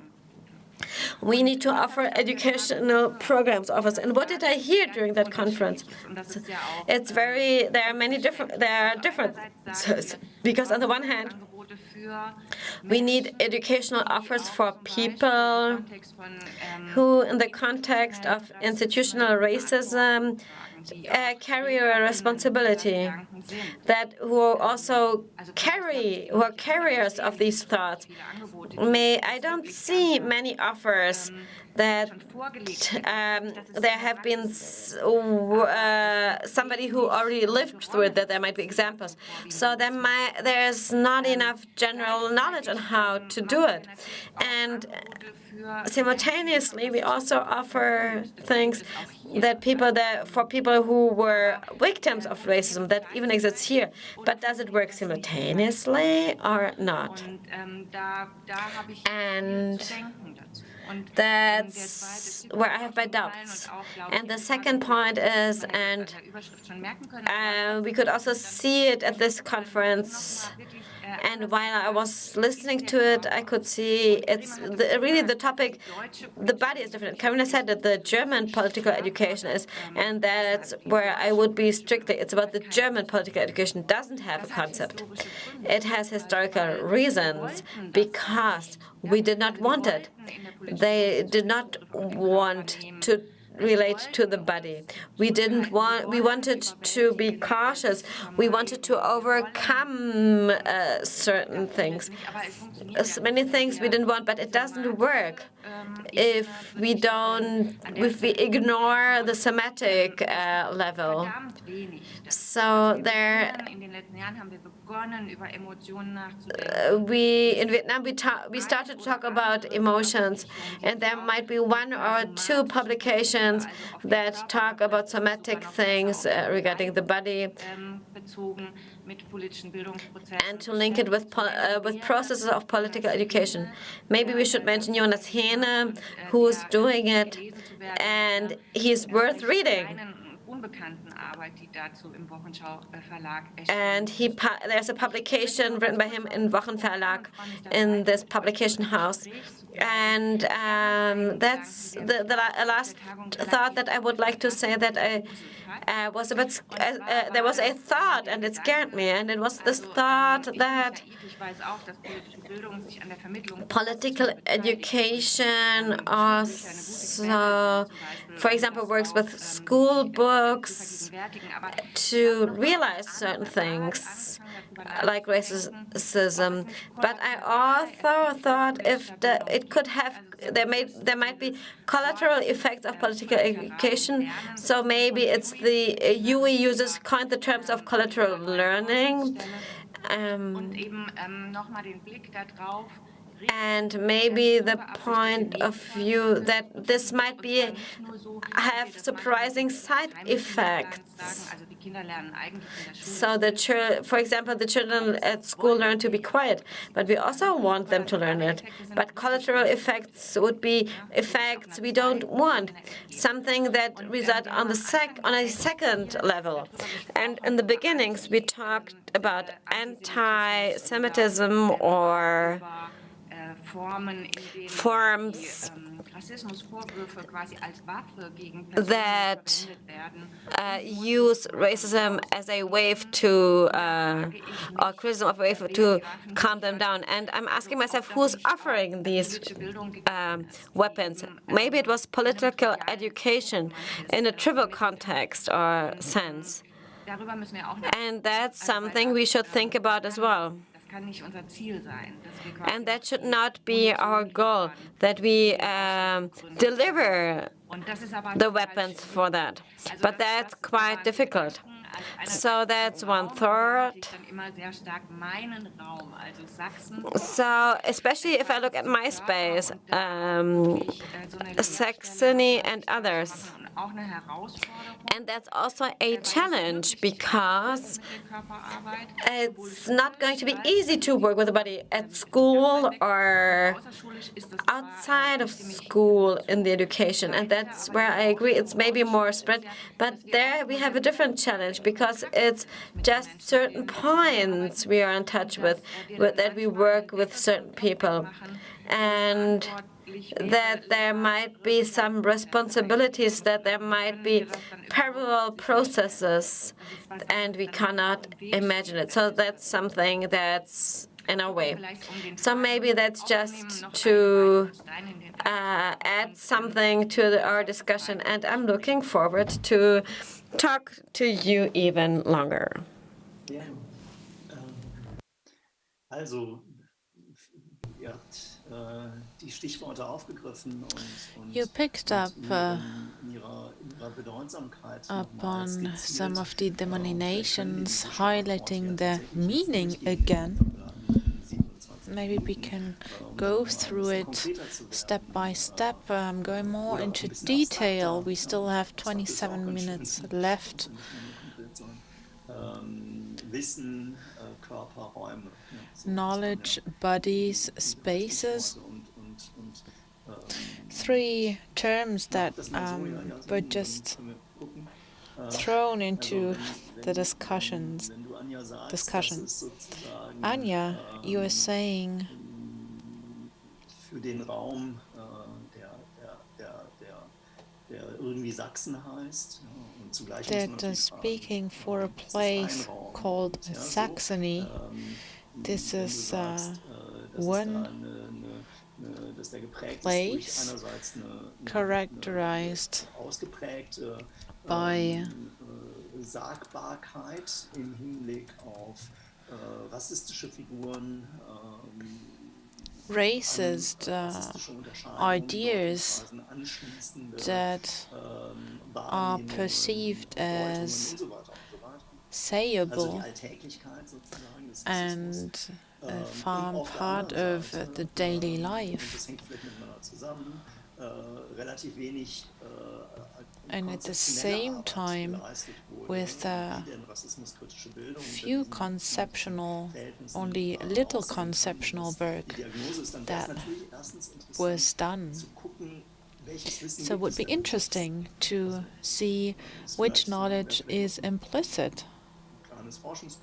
Might be also a project for research, because in Saxony we also have players with racism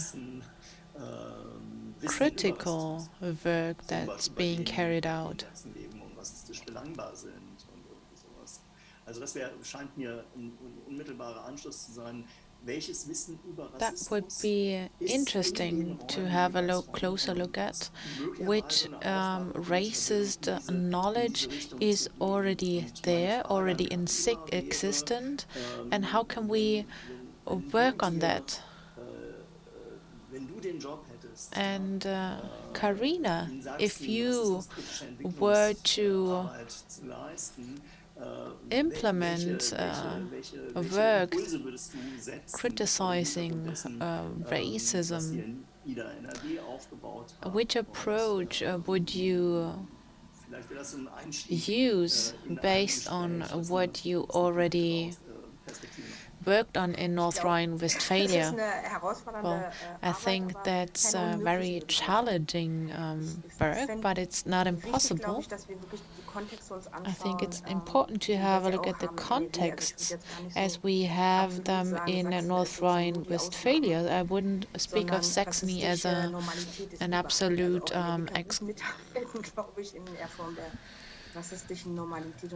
exception. We find racist concepts in routines all over Germany. Having one concept for all is something I find very problematic. and something that we just cannot apply because our levels of knowledge are very different, and also the target groups involved. It's a central question to ask ourselves why racism is a part of our daily life. So we need concepts for raising awareness here. This quiet white norm, something that was mentioned at the beginning of the conference, the quiet norm that's existent, but we never talk about it, like a cis male, white, and so on. I don't want to talk about the typical white old man and so on, but we have to ask ourselves why we do not name those who are quiet, who are invisible, which doesn't mean that racism and its entanglements don't affect everyone, but the relationships of dominance are something that we have to shed light on in our work of fighting racism, and ask ourselves how political education can work on this, raising awareness on how racism is formed. It's not only the bad far-right people, something that, Paul, you've picked up in your works again and again, and something I found really interesting that was said by Anja. Now, after George Floyd, we have an enormous demand for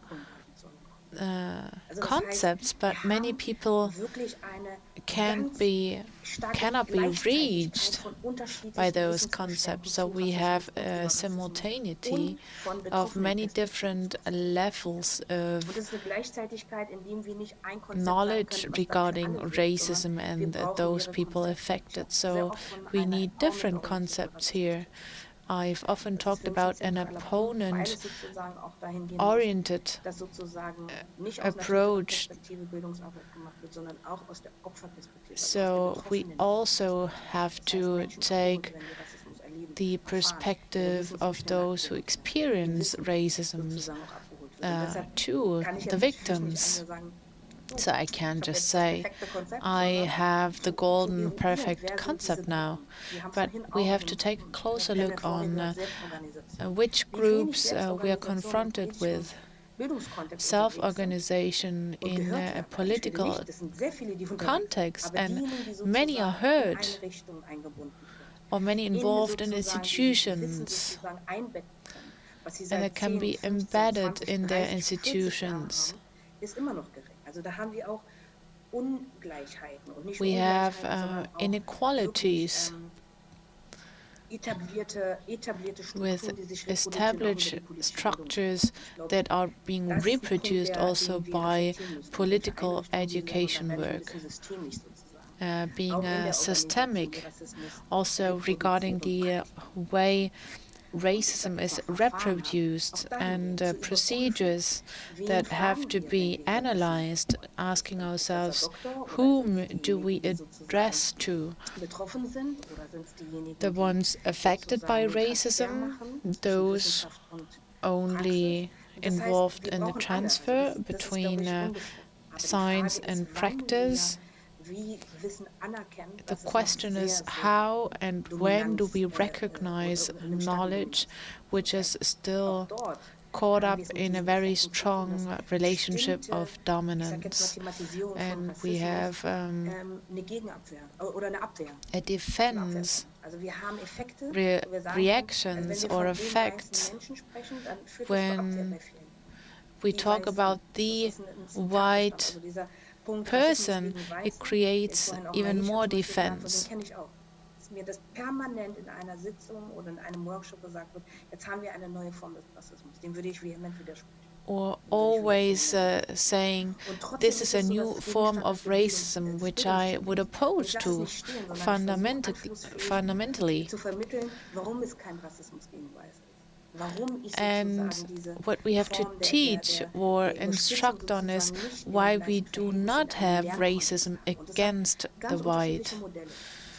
In a school context, for example, sometimes it helps to put it into context with other forms of discrimination, but sometimes it's not even the case.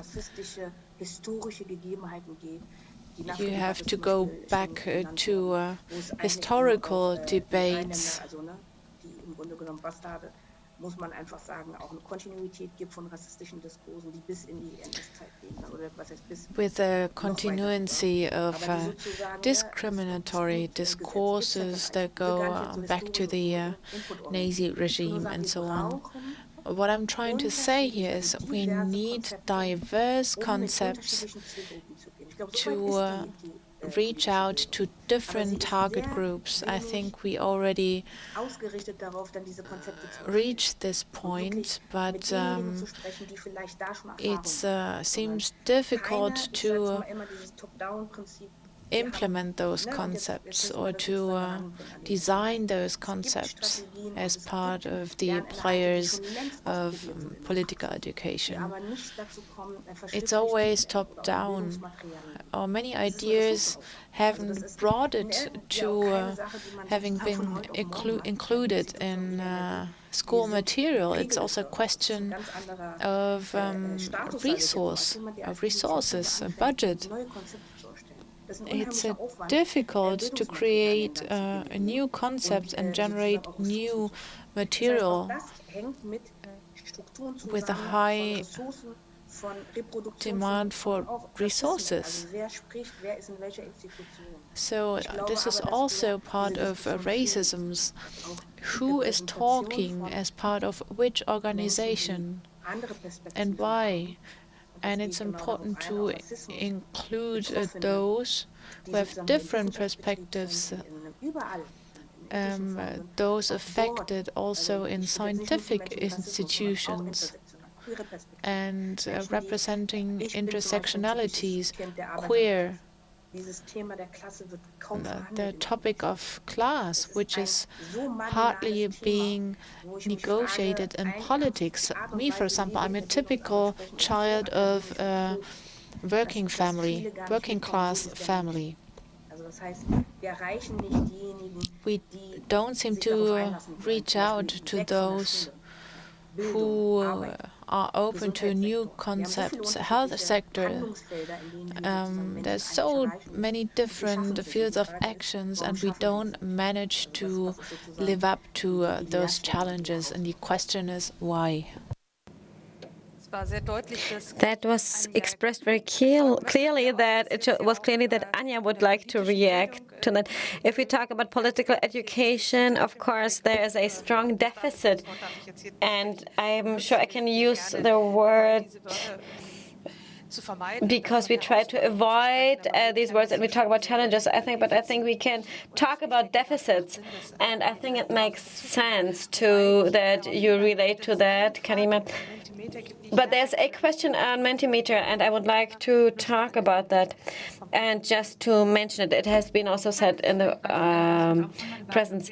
And maybe that's also something that connects it, because I would like to out myself as a worker, and that's also linked, because we are in a certain position where we can create and we can make decisions. And also the decision that I've made is also that my work focuses that we create concepts and that we cannot voluntarily work on that. And because we talk about the perspective of sexuality and also the world that I live in, and I also would like to reach white people, and that I will also say what we do in an exploitative way. And maybe it's also related to a lack of education in primary schools, but we don't. We do it at schools for dogs. Sorry, because next to the dogs there are people, because they use the N-word and others. So it's dog schools, and then we start to talk to the people, to the clients, and then we meet. We meet up every week, and we can continue. And everyone likes each other because we will try again. So, but then I made the experience that it works, that there might be someone who vehemently uses words like the N-word and stay in a dialogue with them, and then the person is really uncomfortable if you have to understand yourself as a racist. Am I a racist? And I always come back or return, and I get a new question, and then they describe me as so people describe me as a racist. So why is it like that? So it's very exciting, and I totally agree with what you say, Karima. We need different concepts, we need different materials, and we need different people but that's where I would like to continue on this point, because I know that nobody is doing it here. And that's maybe also our chance. Our chance in Saxony would be that with these clear relations, we are confronted with these clear relations, and that's also very honest circumstances where we think we don't have any chance to do anything, we missed the chance. But if we say, okay, it's a missed chance, then I don't see any opportunities, because I also know it's related to many teachers. We lose the teachers because they revise history, etc. Some of them, it might be very problematic. Also, people who are skeptical towards vaccination, etc. So that's really problematic. And somebody needs to take care about that. And that needs to be done very quickly, because it can be too late very quickly. And that's why I just would like to tell you, work on that, because we need to come up with something new.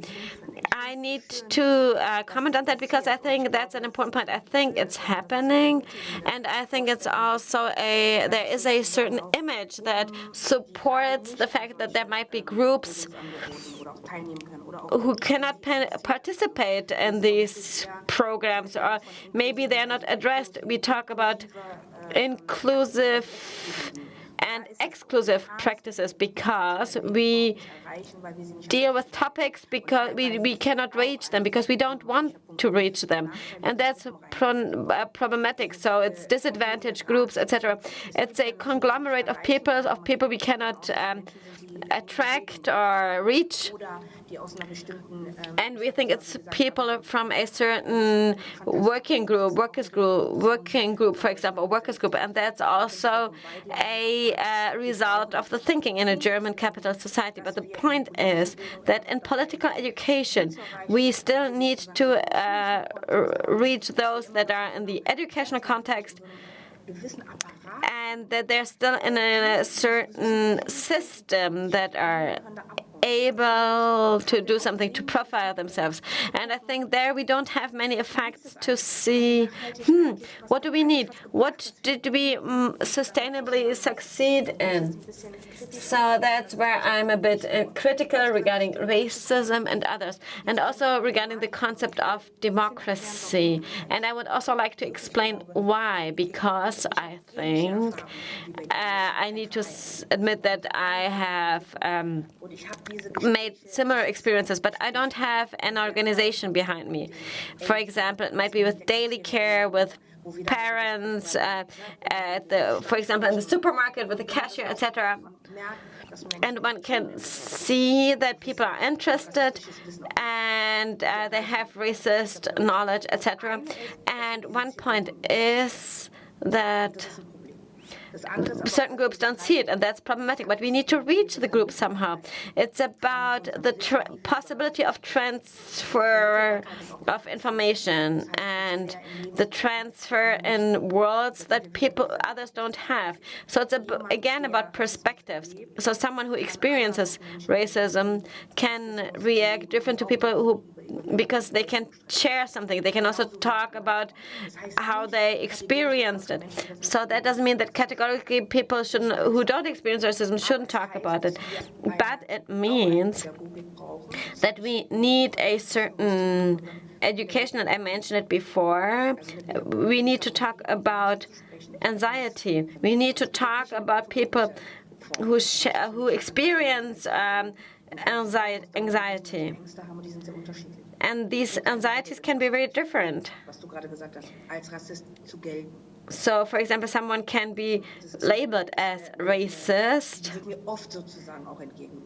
and often I can hear it in different contexts and dimensions.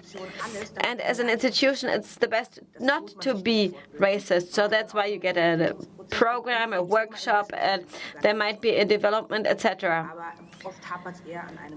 But then it's just maybe one lecture on that topic, how to work with racism, for example. So here, even we need to see what the conditions are and where does it happen, that if we talk about racism and how we differentiate it, that there is a understanding of it, that we have experience, we share experience that also is geographically involved. It does something with the people. It's also a understanding of empathy. So that's something we need to talk in political education. So it's something we don't succeed in body and the room. So after the Shoah, it's something very problematic if we talk about the body and the understanding of race constructions, etc. So I agree with that, and I think that's right, but that's only one dimension. So there is a post-traumatic slave syndrome, for example, or base traumatic stress. So that's a stress factor for those who experience it, and what what impact it has in discourses in everyday life. So there's a parallelity of protest and racism and spaces that haven't been possible before, that suddenly are possible via digitalization. So we need to ask ourselves how we can keep up with the speed in education, for example, because the knowledge on racism, I suddenly have the feeling that there's too much offer. But how can we transfer that to explain what we understand if we talk about racism, what we imagine? How can racism be understood? And the best would be, how could we forget about it? That would be a positive end. And thank you. Maybe I will just come up with a question from the audience, and it's very suitable because I would say it fits. What does the difference between discrimination and racism mean explicitly? From one listener regarding the school education, or what would the panelists recommend?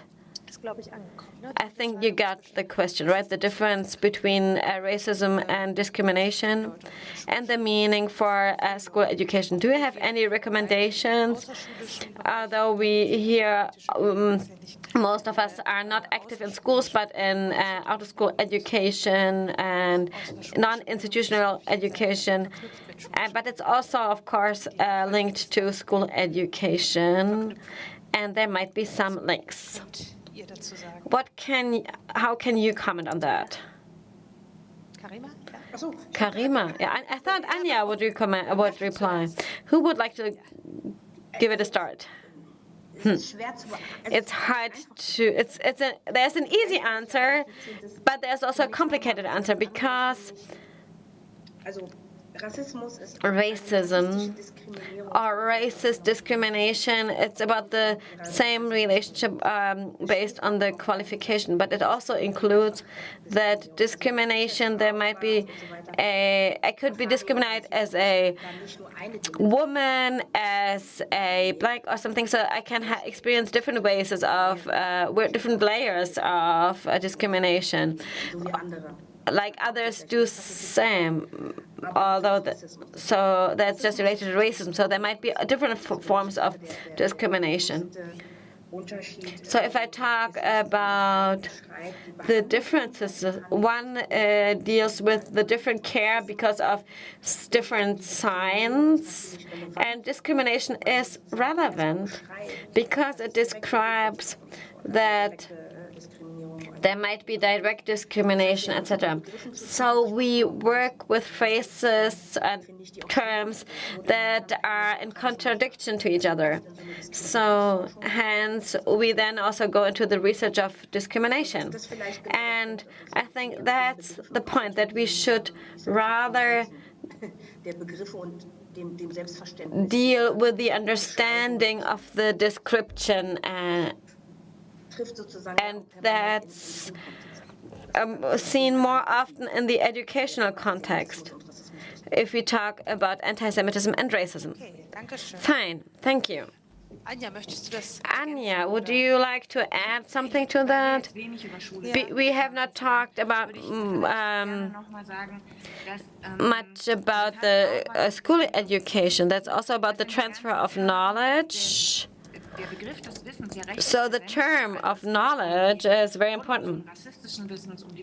So if it's about the different forms of knowledge and what should we do with the knowledge, then the knowledge is something different. So during the conference, I had the impression that, and that's just an observation, that the image of knowledge is a very academic image, and that the production of knowledge means research, to put it very simplified. But it changes when we thought about the way how we can transfer knowledge.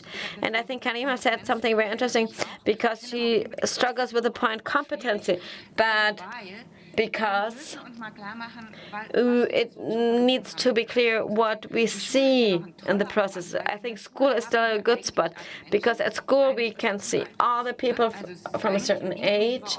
So it's an inclusive spot, although in Germany it's not organized very inclusive, but in general it's quite inclusive. At this school, who could take care of it? There's a subject for political education. It has different names. How much time? So it's maybe 2%. Maybe it's 40 hours until you have a certain education. So that's what we have in what we can use in time. So it's out of school education, and there's even less time on that topic. So we don't have much capacity to teach about that topic. So regarding adult education, what actually means political education, or whom we would like to address and can address, it might be 0.2%. So that's nothing. So if we talk about just this limited time that is available for us, then we would like to share some knowledge. So then it's lost, because it's just racist knowledge is collected anyway, and we need to stop with that. We should stop with that, and they will receive this racist knowledge anyway. And if we just have a bit of time in education, is to intervene strongly into this process by impressive interventions that touch the people, so afterwards they can they can continue with it in their lives and in their processes, and that's what we have to do. And that's not related with learning something with cognition or concepts, vocabulary or something like that. So it's really about the experience and the touch, and that's where we return back to body and space, and we need to come up with something how this could work. And hence that's our task for the future, to talk about spaces. And we almost came to the end, because that's my last sentence. So we should think more about spaces than about target groups. In the past days, we saw very different people, and the spaces are structured in a certain way that everyone should have get in touch with them, and then intervene, and then find impressive means, not knowledge. I would like to comment on that. I think I really should finalize it, because there's one point that is very important to me. That's what you mentioned. That's spaces, and I agree. We can create spaces if we have different target groups, because also the space that we create and the spaces and the conditions are important. So even there we can see certain conditions. So I know where you relate to, that we have specific offers. I agree, but I think it doesn't work without that, because we have spaces that we create and we could lose each other, and we might not develop these methods and concepts to keep that role. Even with that topic. So that's one point. And there's another point that is important, and that's why I get back to political education. And we also talk about the discussion of Beutelsbacher consens that is quite antique. I think we need a restructuralization in political education. It's about the neutrality concept that doesn't exist. But there is no neutrality in the context. I know you did not say that. So how can it work? How can people experience it? How can they behave and intervene if they need to deal with certain things and make it? Because if it's about to experience and to learn about what it actually means. So I think we should delete the consens from Beutelsbach, because racism is not an opinion. Anti-Semitism is not an opinion. It's not diversity or controversy, but it's to develop a position if these issues are mentioned in the space, and you need to intervene. And that also means that this is not just a simple opinion, but that's a real central point, and that's a position. It's political. Everything that we do is also political.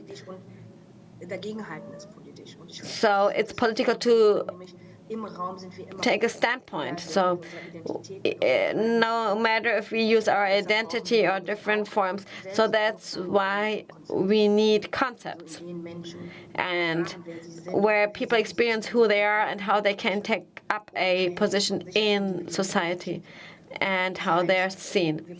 That means we need empowerment also for people, for other people, and we need different strategies for that. That's a plaidoyer for political education. Fine. Everything's political. Even the end of the event has a political dimension. Thank you very much, Anja Besant and Karima Bedrim, for this discussion that just started, and I think we can talk about it, continue talking about that, because it's of course very it's problematic, but it's also a good inspiration. So it's sad that we need to come to an end, but thank you. But that's what we also, maybe you also heard at the conferences, and you kind of summed it up, and I'm sure Therefore, I will take a few thoughts with me of things, maybe 3 things. That's, first of all, political education with a certain knowledge regarding racist relations. What does it include? And I think there's still something we need to learn. There's still something to learn. And it's not surprising. We are in a historic situation where racism as a relation in history, what also has been mentioned by Sead Kayali, that we gain a certain legitimacy. And critical education regarding racism is just something that's starting in many corners. So, there are new confrontations that something has been seen as problematic, ideological, or illegitimate. And we can see certain developments and also what has been the resources that have been invested. And your perspectives and the institutions that you represent and your work help and support these learning processes. And to second point, I've heard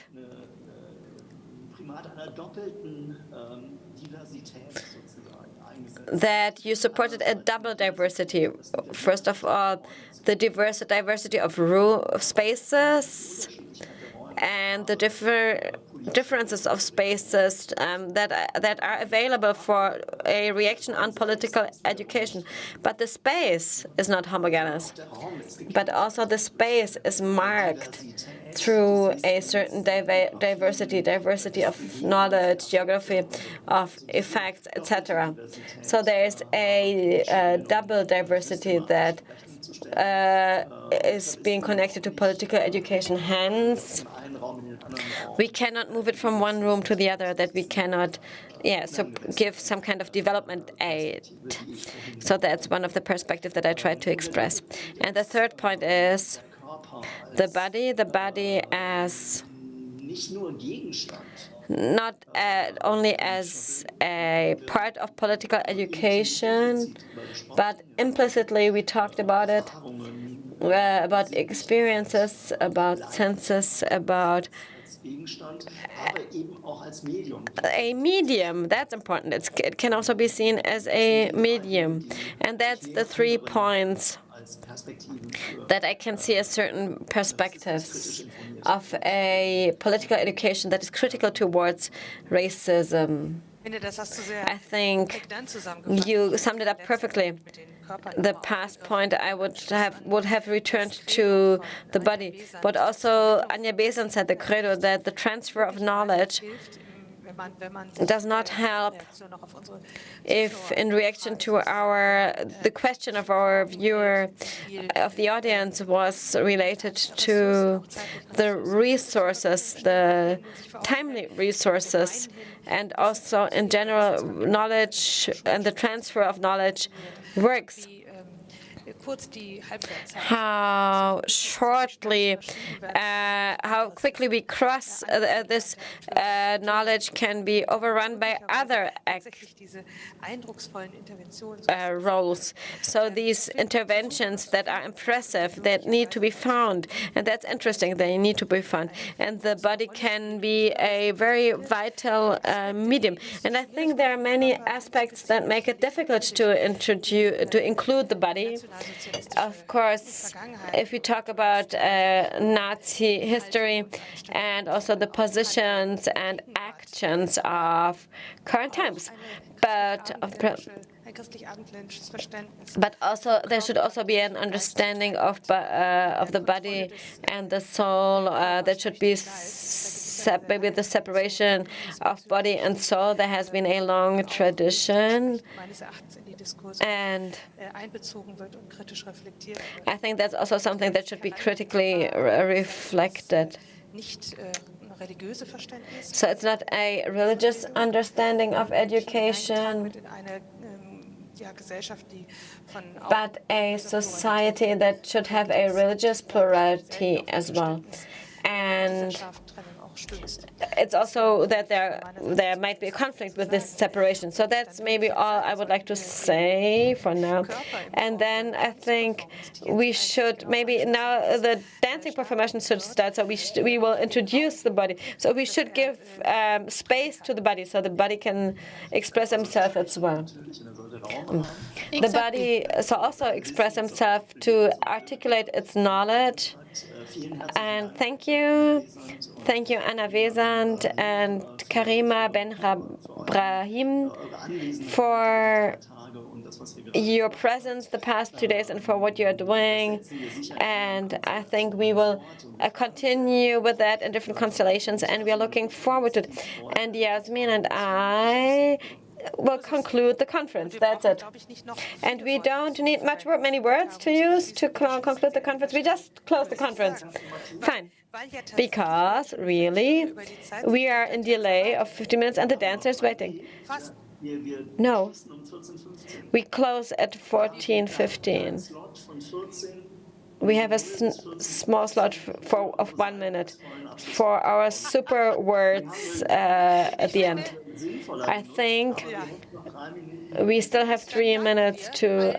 We thank everyone, all participants, and we should maybe I will forget the one or the other to thank for, but we should do it all together because there are many people and institutions we need to thank for. And first of all, it's the presenters and the moderators. We would like to thank them who played a vital role in the conference, and the feedback that we got until now, the past 2.5 days, have been very inspirational, in most cases very positive. Also, if we look at the good concept in relation of rooms, space, body, etc. And the topic of racism. We also cooperated with Bundeszentrale für politische Bildung for political education. Thank you for the support. Of course, we thank the Foundation, Freudenberg Stiftung, Council for Migration, that without them we couldn't organize the conference. We thank Stefan Kretzmann, who prepared everything for this conference, and also prepared the logistics that we could meet up. And we also thank the German Hygienic Museum, Deutsches Historisches Museum, and I think we expressed that we are really there. Maybe we felt it, although we are not there physically. There have been many relations to the museum because there has been an opening speech by Ms. Ilma, and also that there is an exchange to the topic. So that's a very fruitful cooperation. And we also thank everyone who was involved at the festival. And that's now I'm handing over the microphone to Paul. We also thank everyone who cooperated during the festival. The festival is not ending yet. The conference is coming to an end.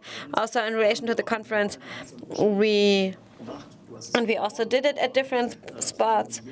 You expressed it. We should maybe do it at the end. By the end, we have to thank the interpreters for the 3 days where they tried to interpret from German into English and English into German and from German into German sign language, and that was quite a challenge regarding the circumstances, so that the sound quality has been very difficult, that texts have been read, etc.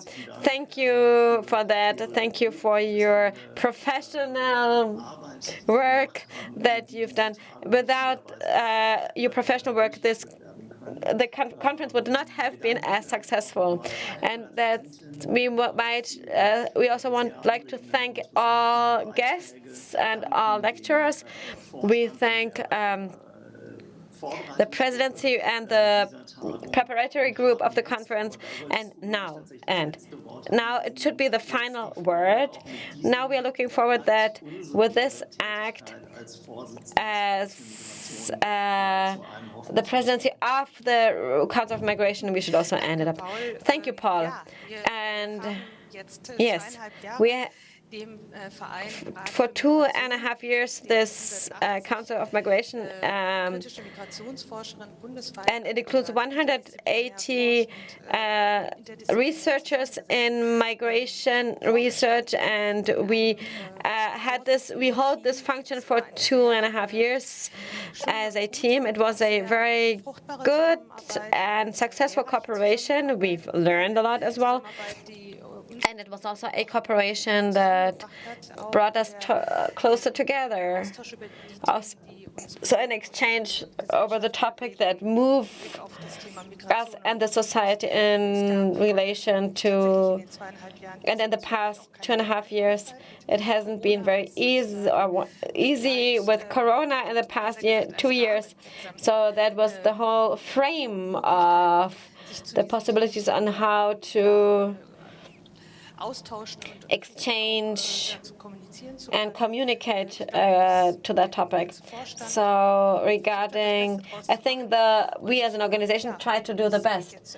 And now it's coming to an end, and thank you to everyone. Thank you for your support and for your cooperation. And I wish good luck to the new presidency, Noaha and Vasilius. Best of luck, and of course, you will always get our support, be sure.